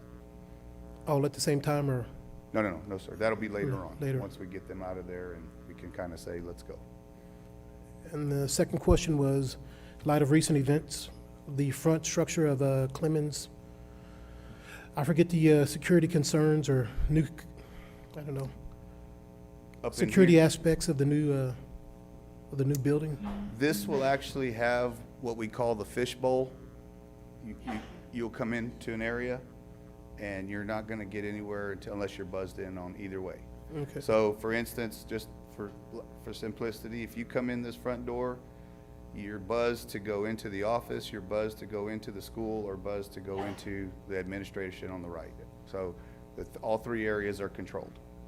All right. From that front door access. Thank you. Okay, then finishing up, technology, working on network infrastructure, the phone replacement, and classroom technology with the retrofit classrooms of display panels. Bless you. It's a 3-year project, and Combs working on this. We're still at the infancy part of that with about 5%. Phone replacement, advertising for an RFP, the network infrastructure, advertising for the RFP, and then the panels, meeting to review 50% docs and specs for the installation. So after the 50s, you'll usually get to 75s, and then to the 90 to 100s, ready to go out from there. Watts, Wilder, and Jordan, we're sitting steady, waiting for summer. Ramping up and get ready to go this coming summer, so. And then last but not least, as what's been mentioned, the capital project through the EPP, the Linhoff Stadium turf replacement, is complete, working through some of the punch items. But for all intents and purposes, the project's completion was 2/16, February 16, and we actually had a soccer game on it Friday. And I think they're playing right now on it. And that's it. Any other questions?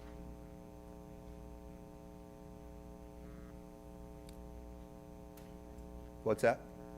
We came in under budget. I guess underneath wasn't as bad. Exactly. That was the Yay. whole thing, was we were worried about the substructure. So. Awesome. We had to make a few repairs, but they were very minor, so. Awesome. And that's the report for this month. Thank you. Next, we have the update on new district website design. Dr. Burkholder. Yes, thank you, President Westbrook, Dr. Gibson, and members of the board. Just wanted to update you on the status of where we are with the website, but as a little background information, wanted to let you know that last year we found out that the company who had purchased School World, who was our website host, made a decision to shut down all those servers on December 31st. So when we found that out, then we started the process of going through the RFP process and choosing a vendor and getting the award approved. That was approved in August. And then we kicked it off in October, and the actual design process started in November. We purchased a custom design. They have canned templates, which is what we have on there right now. But we did purchase a custom design, so we have been working diligently with the designer so that the SCUC site stands out from all the others. It's nice, it's clean, it's bright. And I'm glad to say that today, finally, we are ready to sign off on that design. So we are aiming for mid-March to have that handed over to us. I will tell you that once it is turned over to the developers from the designer, it's approximately 3 weeks. All we know is that we will be moved to the front of the line. So whatever project they're working on at the time, they will finish that and then they'll begin ours. So our goal is mid-March to have the new site up.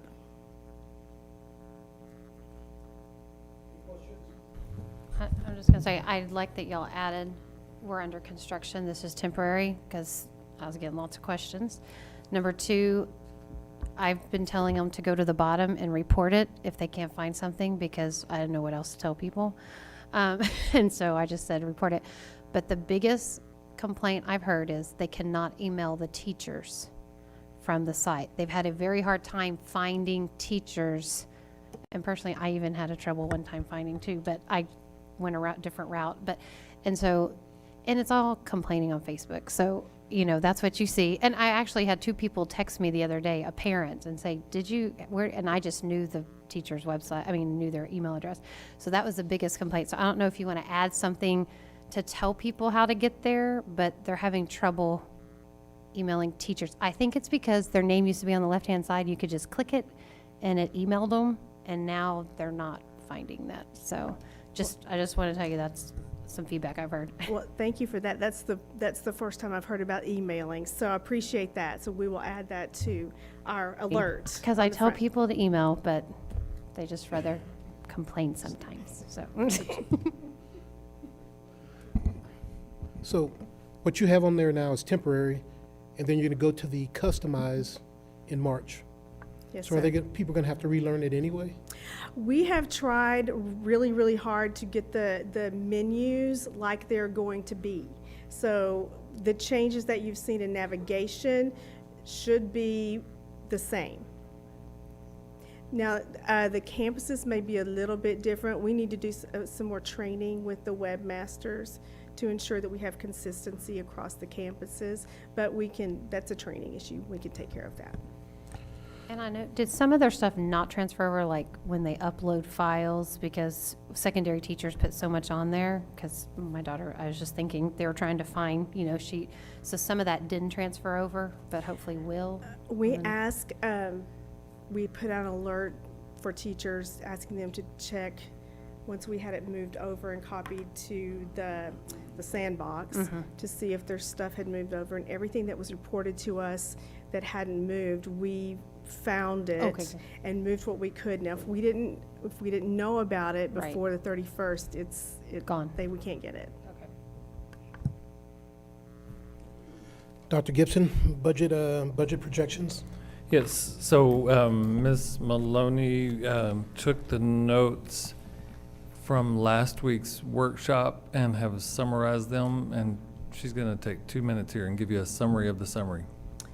Yes, we just wanted to condense everything in that 15-page document really down into 2 pages.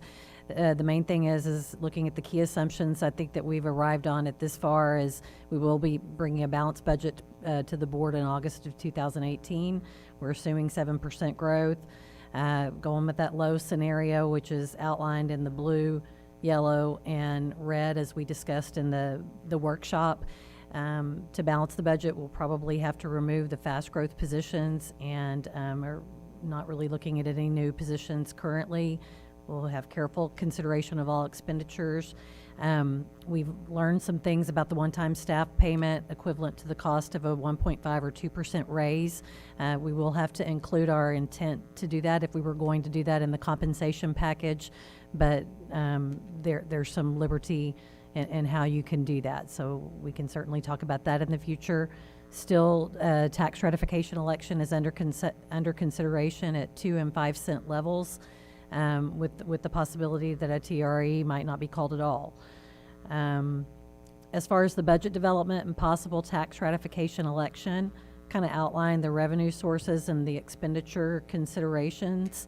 We know that if a successful TRE at $1.06 would generate about $4 million, and at $1.09 would generate about $5.8 million. And having said that, I ask you to turn on to the back of the document. And what we've provided there are the projected budget scenarios at $1.04, $1.06, and $1.09. And if you'll look in the yellow box, I highlighted the local revenue, or our taxes, in green, and our state revenue in blue. And these revenue scenarios really do reflect the state share on golden and copper pennies.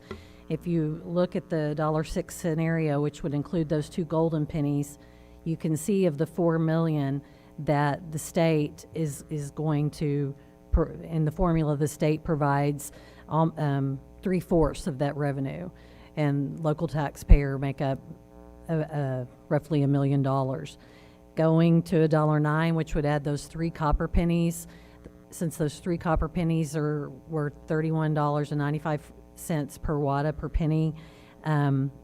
That's going to come mostly from what you're able to generate from your taxes.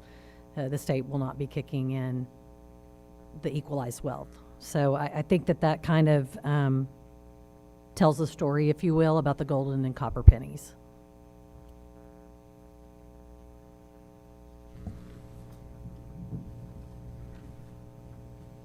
Any comments, questions? We appreciate the workshop setting last week. It's difficult to get these 1,000 moving parts distilled down to just a few key concepts, and that conversation last week really helped us. Well, it's quite a revelation, the difference between the $1.06 and the $1.09, and the percentage that comes from the state and the local that's unbelievable how that It works. really is. I ran it yesterday at $1.06, and Dr. Gibson was in a meeting, but I just went in and I said, look at this. And that's when we said, And okay, I thought we the need whole purpose of them doing that was for us to be able to get more state funding. And I mean, that's what they try to sell. It's just, Well, Yeah, though there was meaningful discretion to raise additional revenue. Yeah. Turns out it was from the local Yeah, taxpayers. but, yes, local Yeah. taxpayers Right. again. Yep. It's really But didn't that chart, though, kind of tell the story? So I really appreciate, and that was all based on y'all the other night. We said, hey, let's just let's put all three scenarios on there because it tells the story. We appreciate Ms. Maloney's work.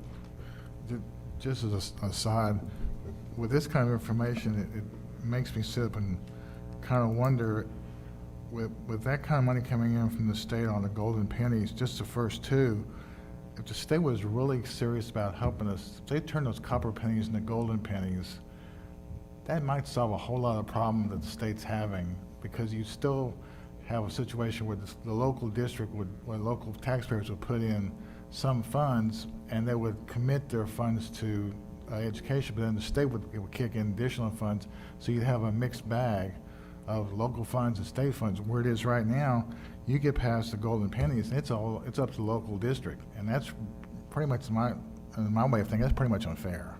Yeah. Because Right. if we're going to enrich our students' education past 106, it's totally up to us. The state just sits back and goes, okay, you're on your own. And I just think that's totally unfair. So if the state was really serious about fixing it, they might want to reconsider that going forward. Just a thought. I'm sure that'll be the leading sentence on the next lawsuit, Mr. Finley, so thank you for that. Maybe they'll do it without a lawsuit, I don't know. Who No. knows? Yeah. Next, we have the naming of the main entrance. Mr. Westbrook, Yes, I'm sir. going to recuse myself in light of the subject matter of this number 5, Yes, sir. and I'm going to leave the room during the discussion. Yes, sir. Somebody let me know when it's over. I'll be Yeah, back. don't go too far. I have my car keys and my phone, so that's all Somebody I need. take his keys, please. Really don't go too far, it won't be very long. I just distributed a letter, thank you, and board policy CW local is our local policy that outlines the naming of new facilities, the names on buildings, and the names renaming and dedicating existing campus facilities. And the section of this policy that's applicable for what we're talking about right now is page 2 of 2 in the policy, which is naming, renaming, and dedicating existing facilities. So what the policy states is that someone from the staff initiates, that's the email or memorandum that you have with you. Then they do send that to the principal, as you can see that it went to the campus principal. Then the campus principal has notified us of this intent per policy CW local, and then at that point, Mr. Westbrook, it becomes a board process. I guess my role is to ensure you that the staff members that have proposed this to the board followed the board policy up to this point. So moving forward, it'll come back next month for an action item? If trustees are so inclined to direct us to do that, we're fully prepared to do that. I can tell you just logistically, it took a little while to talk to the city of Cibolo, and I mean, sometimes it's better to tell you what something is, it's better to tell you what it's not. It's not that big green sign right there at the entrance of Steele High School, which is what street? Rodeo Way. And to change that, turns out, would take probably an act of Congress, literally. You know, everybody, 911, everything's already locked in on that. So what we're really talking about here is that once you enter the site, what we confirmed with law enforcement is all they need to do is get to that, so it doesn't mess anything up if we rename the road inside our jurisdiction or our property line. So it's not, I just want to make sure everybody knows, it's not the big TxDOT street sign out there. It's just once you enter, it'll be our internal road, which is just basically a big loop that runs right through the middle of campus and then kicks back out. It would be naming that road, which heretofore is not named, I guess. Just the road in front of Steele High School that just recently got paved. On part of it, anyway. So we would need to have a discussion tonight about Mary Pivotal Drive or Mary Pivotal Way, or? Yeah, just if and truthfully, at this point, it's doable. We're giving you the recommendation that they sent. And, you know, we're talking, I guess, ultimately, after board action about signage. Is that right? I mean, that's basically what we're talking about is nice signage to put up, probably in one of those middle medians, I would think, as those islands as you're coming in, and then probably on both ends. For those that are in the audience, the recommendation is made, was it mentioned earlier? No, it's for Mary Pivito, who opened up Steele High School. Any comments? I have one. Hey, correct me if I'm wrong. We have a policy within the district that says that we don't name buildings after people that are currently alive. Is that correct? Yeah. What is the actual verbiage of that? Is it buildings, or does it say that we don't name any facility or anything after a person that's currently alive? Yeah, the policy's in the board book. The new facility, is probably what you're referencing, and it's a different section of this, but but it's a good point to make. So, new elementary schools shall be named for a street, neighborhood, or geographic area. New intermediate school named for a prominent author. Special consideration given to those that have written, whose writings were substantially directed toward enhancing children's literature. Number 3, a new junior high school shall be named for a prominent leader who is deceased and who is historically important Texas citizen. That may be what you're referencing. A new high school shall be named for a prominent leader who is deceased and who has a historically important national figure. And new facility that does not fall into any of these categories, such as a athletic or fine arts complex, shall follow naming process determined by the board at that time. Okay, that's on naming new facilities. This is not that. This is the naming, renaming, and dedicating an existing campus or district facility, which is at the very end of page 2 of 2. And page 29 in the board book, which this would probably, it's a good question. This would probably be more closely to maybe the stadium or a library, or trying to think of other things. What else? We have stadium. That's about it. Yeah. Yeah, gymnasium, auditorium, library, gymnasium. Yeah. Do we have any other roads named? Not that I'm aware of. Okay, I was just wondering. Oh yeah, Corbett Drive, that's true. Okay. Yeah, so the difference there is that that street in front of Corbett is actually now a City of Schertz street. That road in the back is not, and that would be more like what we're talking about. We can name that one anything we wanted to, that's correct. That's a really good distinction, because that's what we learned in this process. It's not worth what you have to do to try to get it renamed going through the city routes, because they've already set all their 911 information on it.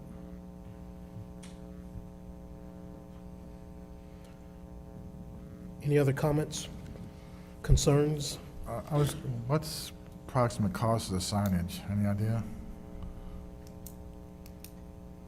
Just out of curiosity. Yes, sir. I haven't put together any costs on the signs, but typically we get signs made, stop signs and things like that for $40, $50. We're gonna have a post, some concrete, overall cost, and this is probably $100 somewhere in there. Okay. I had no idea. Okay, thank you. Is there, the superintendent shall work with a subcommittee of the board to generate a list of names that shall be submitted to the full board for consideration and possible action. Is there any concern, or was there any concern that Mr. Pivito or some member of that board that you worked with somehow, presented her name and nobody else's name, or, or who was the board made of? Or did you sort of? Well, I guess I'm not down there yet. I'm up here. The campus administrator shall be responsible to submit a request to the superintendent for possible board action. Okay.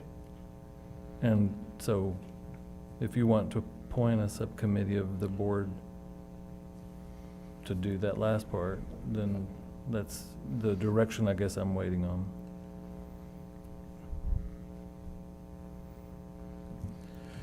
My take is I don't perceive any blowback, but just to make sure that everything is done according to the policies and procedures.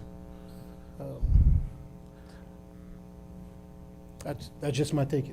Yeah, and I guess that's. Will it affect the outcome? I don't think so, Yeah. from my perspective, but I don't want anybody saying we, you know. So we'll accept volunteers for the subcommittee of the board. I need less than a quorum.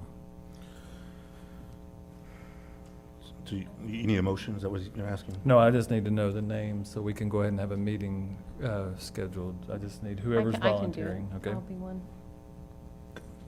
What are we just concurring with? a subcommittee. We're just. Superintendent. subcommittee. Yeah, so we're not forming a concurring, you're subcommittee. volunteering. You're To volunteering. serve on a subcommittee. Go ahead, I Mr. mean, you Crew. may not be, but whoever, whoever I already know volunteers. my answer. So I have one. I can do it too. Okay, Perkins. I had a long discussion with somebody else here recently within the district, and they said that after we named another facility after somebody, there was a lot of feedback, I guess, from the community, and I vividly remember saying that person telling me that a decision was made, and I guess it's not here, but that we would not name any facility after anybody that's currently alive, I guess, for lack of better words. And I know this isn't a facility, but I know that discussion was had, because I actually can think I have where he said it was made, but I don't know if that is not accurate or what, but. No, it's in board policy under naming a new facility. That's what I read. That it would not be named after someone. Yeah, there's at least 3 of the 5 that are people who are deceased under new facilities. Where are you looking at? Page 28, naming new facilities. Number 3, number 4, and number 5. Under naming new facilities. So I guess the question I have is, if that's in the policy for junior highs, high school, and facilities, why would we not adhere to it for other things that we're naming within the district? Okay, so this is a policy change then, is what you're asking for. Because this policy has 3 buckets. It has the naming new facility, then it has the names on buildings, and then it has the naming, renaming, and dedicating existing facilities. Those are 3 different components of policy. And that's what I'm asking. Number 3 says a deceased person, number 4 says a deceased person. Where am I missing, I guess? Yeah, so we're not even, You're looking at naming of a new facility. yeah, it's only this last section that is under. Next one is naming the names on buildings. And then this last section is naming, renaming, or dedicating existing facilities. Right at on page 29, the last section, I think you're on it. That section, Mr. Crew, doesn't indicate deceased, correct? Mr. President, I was part of the committee that drafted this particular policy a few years ago. The idea behind Section 3, the naming, renaming, and dedicating existing campuses or district facilities, was to give board discretion as far as how they wanted to proceed with that. We were more concerned with naming of brand new facilities, high schools, junior highs, intermediate schools, elementaries. The idea was that once a suggestion was made to name something, it would kick off exactly what was talked about, setting up a committee or subcommittee to start to vet that process out, to see if there are any other names or anything else that somebody else would come up with to name that same piece of property or street or whatever, and then you end up with a list of names, possible names for that particular thing, and to vet those particular people that if they have good character, if they've made a substantial contribution to the district, if they're still good character and that kind of thing. So that's really what it was about, was to allow a process that the board could follow. So, and that's exactly what we're doing. We're doing that very thing tonight, setting up a process. The letter here that has Mary Pivoto's name on it starts that process. So she's the first one. There may be others. There may be somebody else that comes along and says, well, how about naming this street after somebody else? So it's to start that very process, that the board has the discretion to go whichever way they want to go.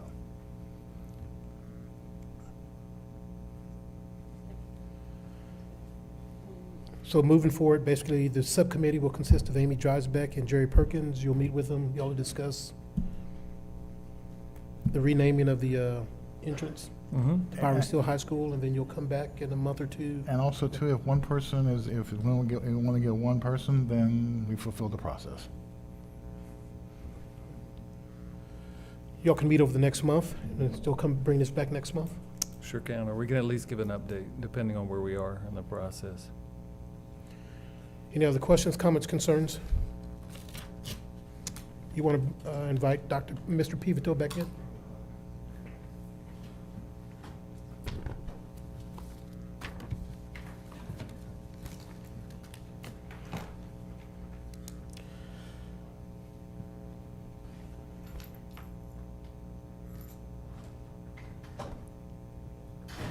He's good, go ahead.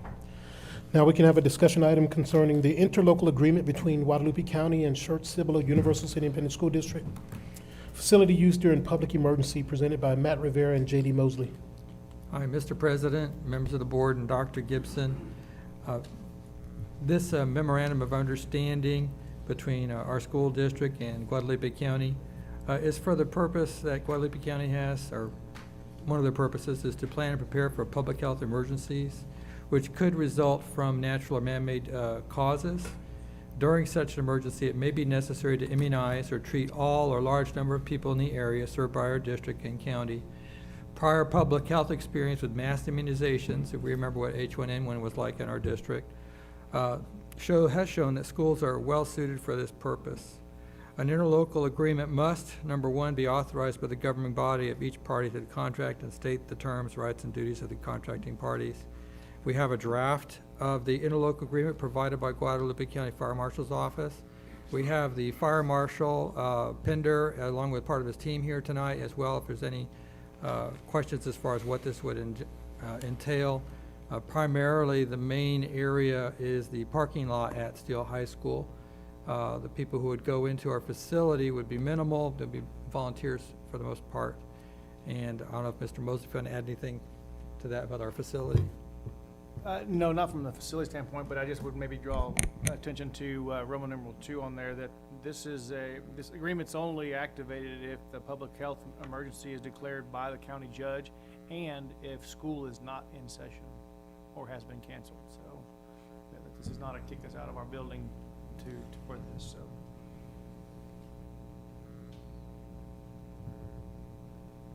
So. Any questions, comments, or concerns? This really is a continuation of what we already have as policy, isn't that? We did this a few years ago. If I remember right, they specifically asked if we could provide steel in emergencies, so. Right, I think what we also have in place is an agreement with the American Red Cross where they actually use our facilities. Right. And in this case, they would be, for the most part, just using the access into and out of Steele High School in their parking lot, which it's ideal. Right. As long as FM 1103 stays intact, they can go in and out easily. Yeah, I remember this is basically a follow-on to what we already established several years ago. So yeah, this makes good sense, so. I think it allows for a lot of queuing of vehicles off of the highway and then have a very specific point of distribution site, and then just to help get traffic off the road and still make a distribution of something, whether it's medication or whatever. The very road we were just talking about. Yep. I just have one question, and it says just for Steele, but based on the proximity of a potential event or anything, would it make more sense to open that up to both high schools, just in the necessity that something happens closer that way where they need another location, just so that way they already have it in effect? Would it make more sense to add both of them at this time? Well, I think the Guadalupe Fire Marshal, they may want to add a comment here. However, the main attraction of Byron Steele High School is its parking lot. Sure. And the access into and out of. Yeah. We discussed over the phone other alternatives, Clemens, for instance, because of its proximity here. Sure. However, because of its central location, it's actually not as easy for Guadalupe County and our community actually to get into Clemens High School. Absolutely, but if an 18-wheeler with chlorine spilled right in front of 1103, then you wouldn't use steel and you'd need an alternate location, but we didn't. It could be. Yeah. I suggested Corbett Junior High. It's out there in Bear County, as I was And reminded. that's just it. Would it make sense to have a second location just as a primary and an alternate? Fire Marshal Pender, if you want to answer that, there's a little.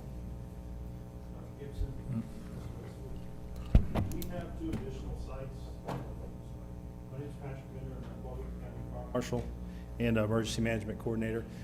Steele High School is a potential site that we would like to acquire. Where we do have other sites in Guadalupe County. We have Navarro campus. We also have Marion, who have interlocal agreements with us at this time.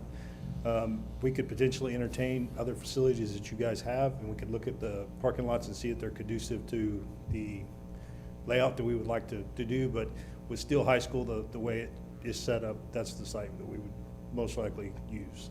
Yeah, and I totally agree with you. I'm just thinking if we need to have another one location, it may make sense just to add them both at the same time. Sure. But if you're comfortable, then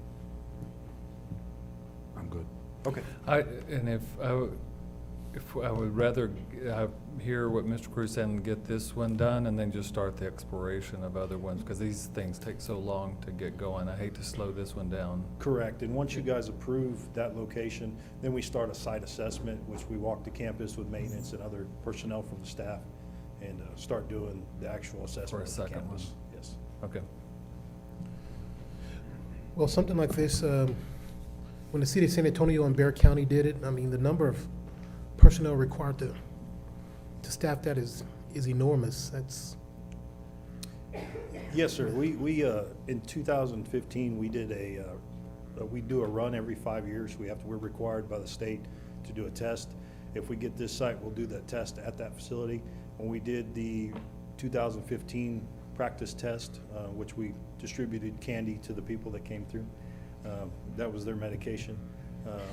We got about 130 volunteers for one site. So we're always looking for volunteers and people to help out. And it's a volunteer-based, pretty much you show up, you get the medication for yourself, your family first, and then, we do have groups of volunteers that we rely on. We have our Guadalupe County CERT team, the Guadalupe County VOAD, which those are large numbers of people, and then we reach out to other volunteer groups, Red Cross and things like that. All right. And so my point being, it was just sort of to house all the volunteers. They would come and go on shift, or Yes, sir. they would be housed on site? So initially, we would do potentially the first shift would be 12 hours. We prefer that, but you can never guarantee the first operational period. Yeah, exactly. So the facility would be used for the staff members. We would probably set up in a cafeteria for the staff members just so they can have a place to rest as we start funneling cars through the facility. Okay. Thank you. Any concern as far as the tollway, the toll road coming? We may or may not get it. I'm just saying, is that going to affect Right. anything whatsoever? When we first talked about this back in August with Dr. Gibson, we were aware of the construction coming in at 1103 and the toll road, so we can always work around the roadways and get the people in and out. So we'll have law enforcement as part of that process. Typical pod site, you have anywhere from 20 to 30 officers. So traffic control is done by, Cibolo or Schertz PD. So. Okay. And a question for the district. It says the district will provide at least one person on site during a period of emergency use with access to the rooms. So who's paying that bill? Is that a state bill? Is that we pick up the tab for that, or we pick up the tab for that? JD's paying? Oh, JD's the volunteer on, he's going to be there 24 hours? One of our maintenance administrators would probably be the person in charge. And we're paying him, or will that be a state reimbursed asset? Part of the contract, there is some reimbursements. I don't know all the Okay. the details of the reimbursement, but I think you submit it to the county and the county reimbursed for damages and things like that. Oh, we're doing the right thing. I was just, Yeah, no. if it goes on for 2 weeks, Right, somebody's going to get a nice Somebody's gotta overtime. get I'm a paid. firefighter, so I know how much overtime Yeah. I know how much I would get. Thank you. Thank you, sir. Thank you.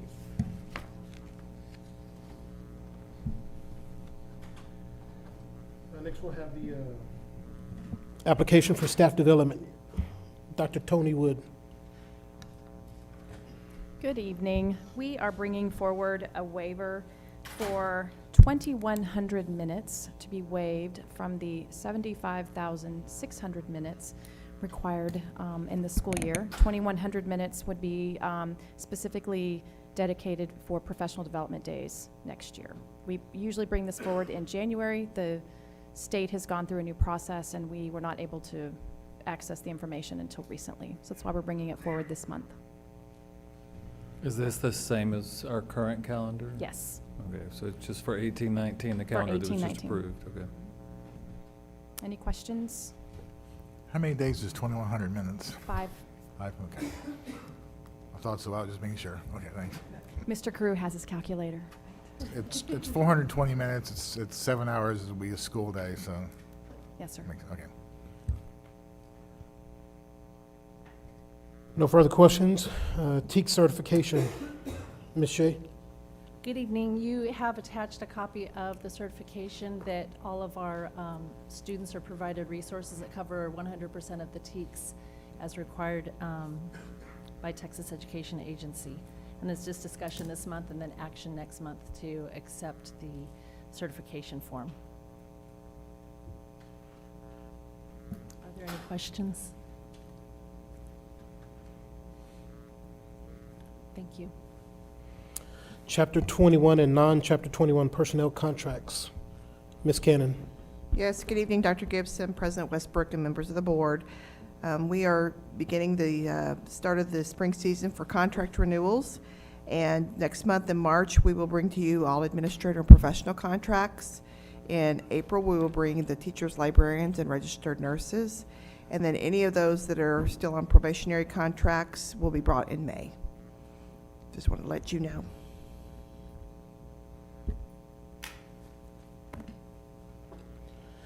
No questions. Next, we'll have discussion procurement of goods and services presented by Matt Rivera.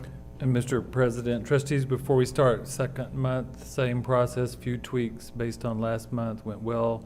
We're just rolling from one solicitation to another under one item on the agenda. Thank you, Mr. President. After that rapid-fire succession, I feel bad that we're going into 9 discussion items. However, it is what it is. We've had a lot of solicitations going out there.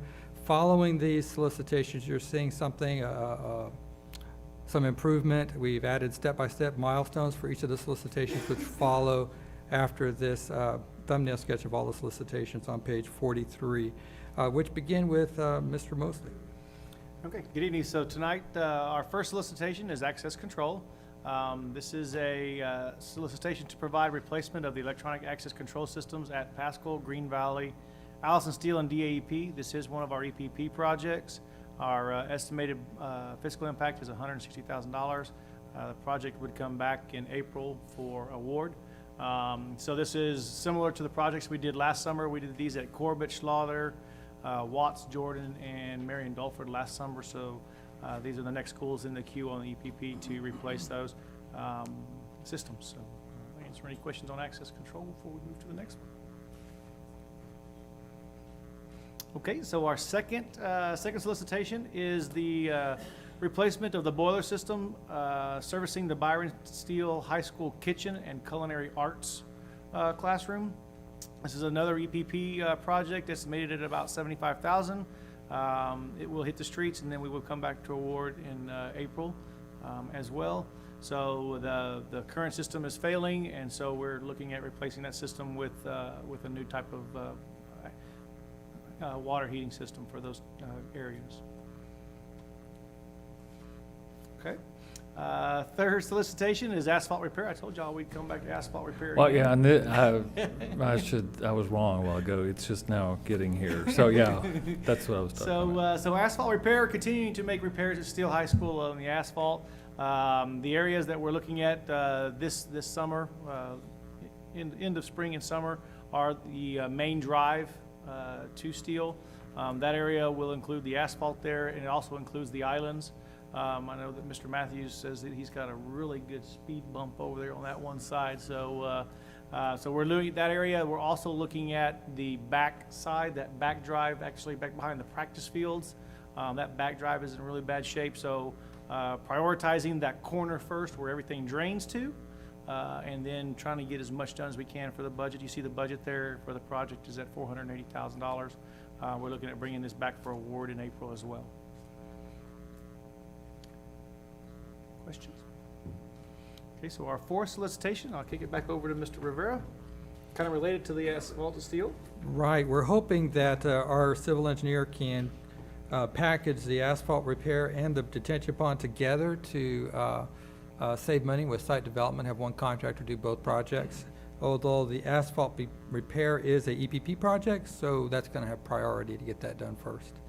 The detention pond, this is part of the sale of land, part of that, tied to that sale of land to TxDOT, who is expanding FM 1103 in front of Steele High School. You noticed on the drawing that was an attachment to this, they have a 35-foot right-of-way there, so they're going to be extending the side of the roadway on that side. There is some impact there. We sent the civil engineer out to examine the area. What he found was our detention pond needs some work to actually drain some of that water out better. So this is going to prepare us for when TxDOT makes that expansion, we'll be ready, as well as make the detention pond work better as it should. This should be done by the end of the summer, but it will be done probably after the asphalt repair. Are there any questions on the detention pond? Can you tell me, can you explain to me, I'm a layman's term, so I'm thinking just a big hole, but it's $170,000 for it. It's a big, very big hole. I'm sorry, it's more than that. You see I'm trying to picture it in my mind's eye. There's a berm that goes along the side of 1103, and the detention pond is not actually deep enough. It needs to be deepened in order to allow all the runoff that needs to come out of there go through a drain, and the drain is not properly connected, or the concrete drain that goes out to the road, so they're going to have to redo that as well. It may not actually cost $170,000. It could cost as little as $130,000, but we have a conservative range, and we went with 170 on that. Thank you. Thank you. Mr. Pruski. Yes, the next solicitation is to, as mentioned in there, is to provide required furniture, fixtures, and equipment for the new Rose Garden replacement campus. That will be going out for bid and returned back to the board in March. This is for the new Rose Garden. So, question? Okay. The same can be said then for Clemens High School. This is for the new front academic and administrative wing, along with some internal ROTC renovations, the new auxiliary gym, and the new event center with choir, dance, and athletics, and the remote admin suites in A and B wings as well. The FF&E for Clemens High School on the same timeline, going out for bid to starting in February, and then bringing it back to the board in March. Wayne, the only question I have is just on the dates, just receiving. Is that because we don't think it'll be ready until right then? Because it has August 1st? Or will they just, as it comes in? I'm sorry, that is a drop dead date for that. Oh, okay, then it all has to be. Right. Okay, I was gotcha. looking at a wrong document. I'm sorry, yes. As Mr. Pruski said, once it's ordered, we'll get them in and installed. It could be 4 weeks after they receive the order. It could be up to 12 weeks, depending on Just the as unit. it's finished? Yes. Okay, that's, because I just saw that, I was like. Plus, like- you don't want to get into a storage problem either. of having Right. to We hold. actually write if there is a storage Yeah. problem. Heaven forbid, construction is delayed. That won't happen. But we Aren't have a already. provision in the contract, so they will store the furniture for us at no Okay. additional Oh, good. cost.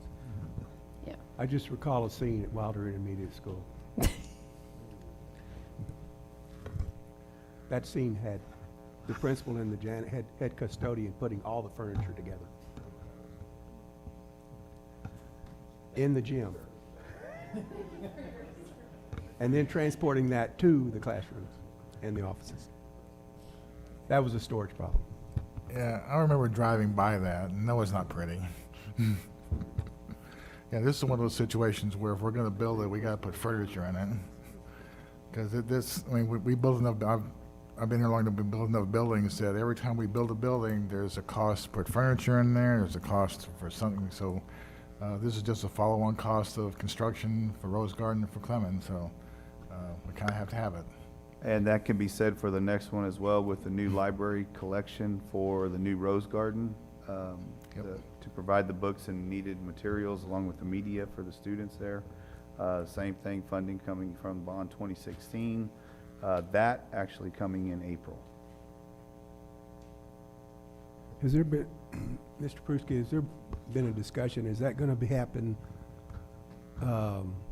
like we, well, I can't say like we did anywhere because I'm not sure, but, with the existing library books and equipment, things like that, is there gonna be some culling and that sort of thing, and then, culling, you understand that term? Yes, Culling? sir. Yes, okay. sir. Yes, Mr. Rivera and I will be deeply involved, along with Mr. Mosley, in preparing the items as needed to be placed into, correct me on the right term, I always say this incorrectly, Matt, go ahead. What's it called? Surplus? Ah, got you. Right, they're gonna Okay. take what they need and leave the rest. And we'll take care of it You when know, they leave. those were lyrics from a song by the band. I don't know that group, but. Up on, no, never mind. I'm just curious because I know some of the books probably. They need have to be- value and. Well, but some of them meaning. I'm sure have been used quite a bit I and think- probably need to be. I think, Mr. Pruski, you've had conversations with the campus about some of those you want to take with them? They're, speaking on the library side, I think Ms. Slaughter has identified approximately 700 books that she wants to bring from existing to the new. The rest, Okay. affectionately, as Matt said, will be Yeah. left behind. Okay. How big is her current collection? Well, elementary school, it's usually about 10 per Yeah. student, somewhere around that frames, I think, That's 10 what I was to thinking. 15 per student, Yeah, if I'm not mistaken. that's roughly 4,000 to 6,000. That's Called, The Night They Drove Old Dixie Down by the band. Check it out on iTunes.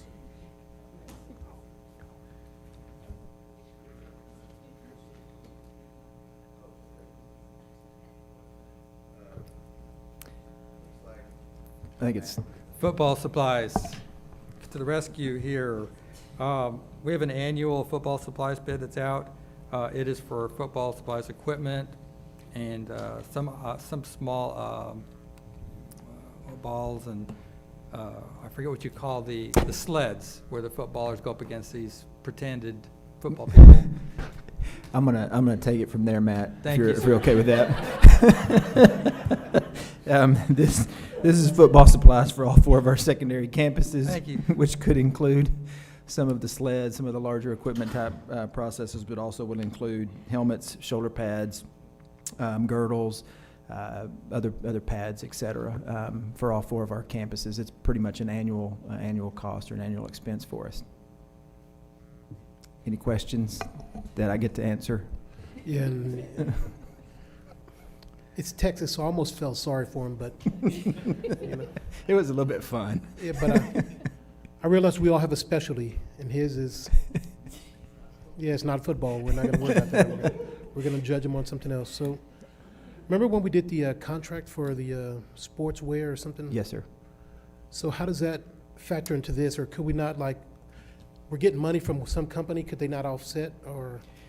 how does The Adidas contract was actually taken out of that. That's more for the uniform and apparel, not for the most of the paddings and some things like that. So helmets, Adidas isn't one of the manufacturers of helmets.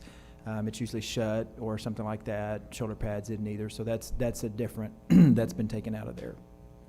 Okay. Any question? Any other This questions? is essentially for things to get destroyed, for lack of a better term, over a course of time. It could be that, it could be damaged, it could be the helmet's on a replacement cycle. You repurpose those however many years, and then they come with a date, and once that date expires, those helmets are no longer good. Also for growth, some of that could be for growth. We can continue to see higher numbers in that, and again, this could be for 800 kids, you know, when we look across from 7th grade to 12th grade. The helmets have to be recertified every 2 years? Is it every 2 years? It may be every year, but it's either every year or year? two, Okay. based upon that, 'Cause based upon the they'll mark have- that comes They'll out. hold some back, so you have to purchase new helmets. Correct, correct. Either by date or by, as Mr. Finley said, they're not proper. There may be, you know, for whatever reason. Any other questions? Okay, thank you. And finally, the solicitation for display panels for the classrooms that are part of the Clemens renovation that will be released this summer. Does anyone have any questions about that? Those are just for the new rooms? Yes. Those aren't for existing? Those are not. Those are just for like the RO, Yes. that new wing? That new wing, yes. Gotcha.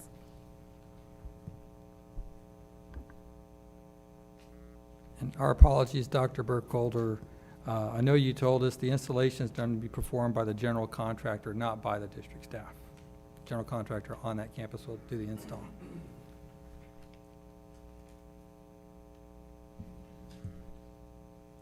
Does that make a difference? Where, It will allow more time for our district staff to do other things that they're going to have to be doing. is there a warranty involved in somebody else doing it versus us doing it? Construction warranty will still be in play. Okay. I'm talking about the specific installation, not Right, the it was part of the instructional general contractor's contract that it would be Oh. district furnished equipment, contractor installed. help. So they'll guarantee the installation then? Yes, sir, Okay. we have a warranty. Okay, very good. Okay, thank you. Now, we have action items, consent items. At this point in time, the item allows trustees an opportunity to consider which discussion items in this. Just a second, Mr. Yes. Westbrook. Before we do that, I would propose on page 56 to do all items except the first two for consent. If everybody could just look at page 56. Does that make sense based on what I just heard and the conversation that was generated? So they will remove the naming of the main entrance. It'll be brought back next week after a meeting with the subcommittee and budget development process. And we'll just leave those not on consent, but then the other ones place on consent, if that's okay. All right, and then Sounds- speaking of consent, okay. All right, thank you for that. Any item placed under the consent agenda may be pulled and voted on separately if requested by a board member. But we're going to pull the first two. No, No, this is oh, for next month. For Yeah, next this is month, for okay. next month, just preparing for next month.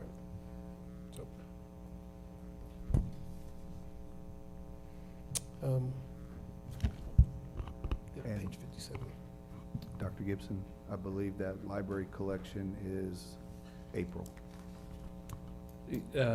Okay, well, so for items that are eligible for next month, yeah, but we'll go ahead and place that one for April. Thank you for that. Got it. Now this Now month's consent. All consent agenda items not pulled shall be approved without discussion during the board meeting. Does any board member want any of the A through I pulled for discussion?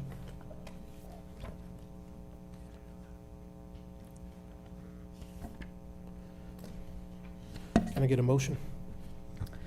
I move the Board of Trustees approve the consent agenda as presented, letters A through I. Second. Been a motion and a second. Any discussion? All those in favor, raise your right hand. Those opposed, motion passes 6-0. And we had decided that we would only consider item number 2 and item number 3 if all 7 trustees are here, and they're not. So that means that only one item for closed session, I would estimate 10 minutes.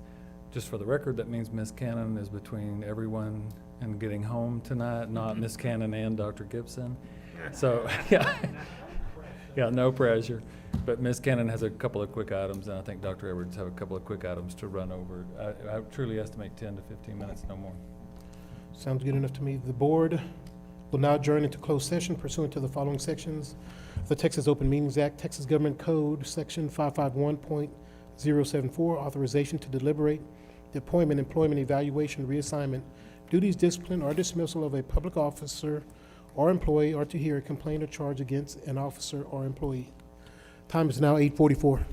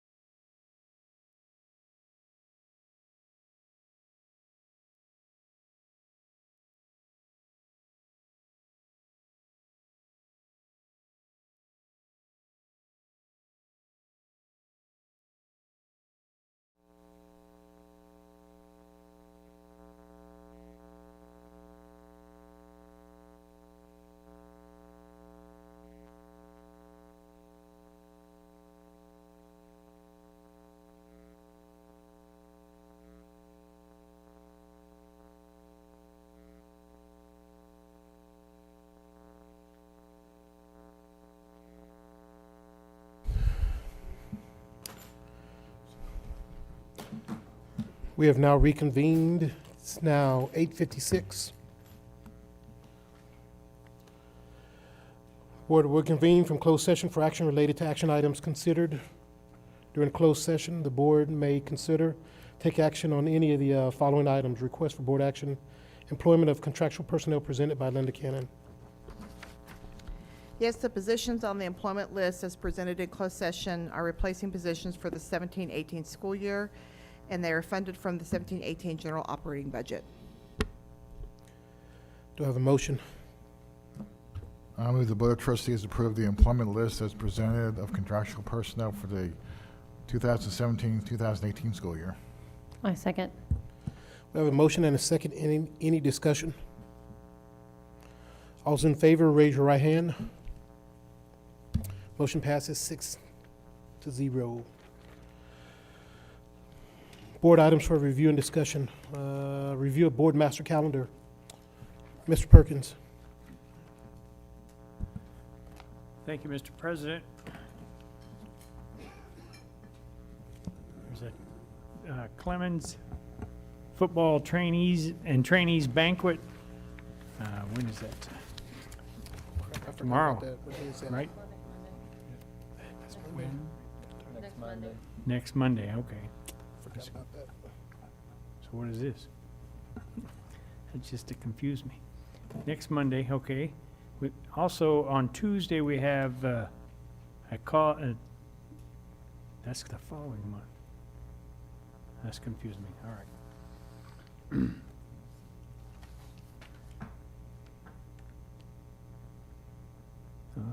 Okay, so that's got to be over here on the Monday, the 26th. Workshop. Great. And this is all the following month. Yes. As we saw on March 6th, we have a called board meeting, and there's also a city council, Schertz City Council meeting, and TASB has a grassroots meeting, and Cibolo City Council meeting at 6:30.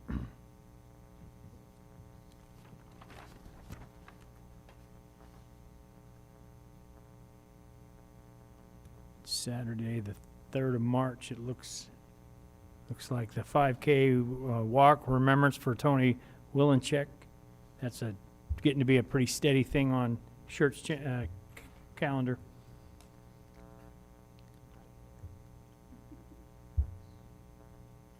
Which month is this? That's still the 6th. That's got to be March, doesn't it? Junior high school choir festival at Clemens at 5 p.m. on the 6th of March. Northeast Partnership Luncheon on the 8th, Thursday the 8th of March. And then on the Selma City Council at 6:30 that evening. And then Tri-County Chamber Luncheon is on the 13th. There's a Schertz City Council meeting and a Cibolo City Council meeting that evening. And then on the 20th, we have the Chamber Luncheon. Which we're the topic. The school is the topic. Okay, on the 20th. Yeah. Good. There's the Junior High Band Festival at Clemens at 5 p.m. and then the regular board meeting at 6 p.m. And then it looks like the Steele High School Festival on 5:30 on Thursday the 22nd. The Foundation Golf Tournament is coming up on the 23rd of March. And we also, on the 23rd of March, have HEB judges for the Excellence in Education will be here, and I think we're going to need to get a board member, so we'll probably get you if you're available for the luncheon. If you remember with the school board, it was similar.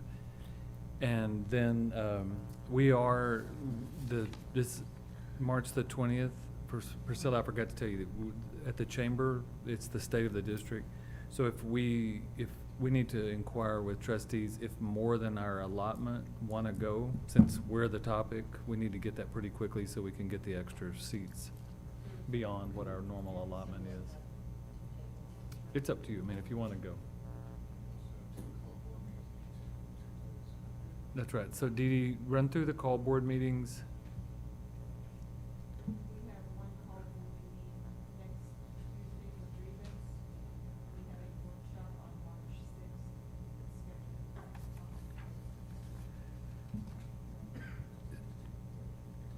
Yeah, so so one was a grievance, and then what was the other one? Was it just to hold the date? Now it's gonna be superintendent appraisal? Is that, okay, that's what I was getting at. I guess if it's not against anything else, so we'll, because that, we just held it, right, just in case? So we'll just make that superintendent's appraisal. So that's the 6th? Okay. A lot going on. There's also MOSBA this weekend. Priscilla, is it too late to register, or? Oh, okay. Well, I know Mr. Perkins and I know we made a commitment sort of outreach for exceptional governance, but I think Mr. Perkins and myself will attend, and I'll drink my fair share of tequila for the whole, I'm sorry. Oops. Is there any, if there's nothing more, we will adjourn. Anything more? Yeah, I forget where we're recorded from here on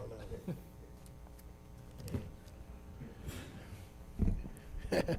Yeah, it's, all right, if nothing more, we have adjourned at 9:03 PM.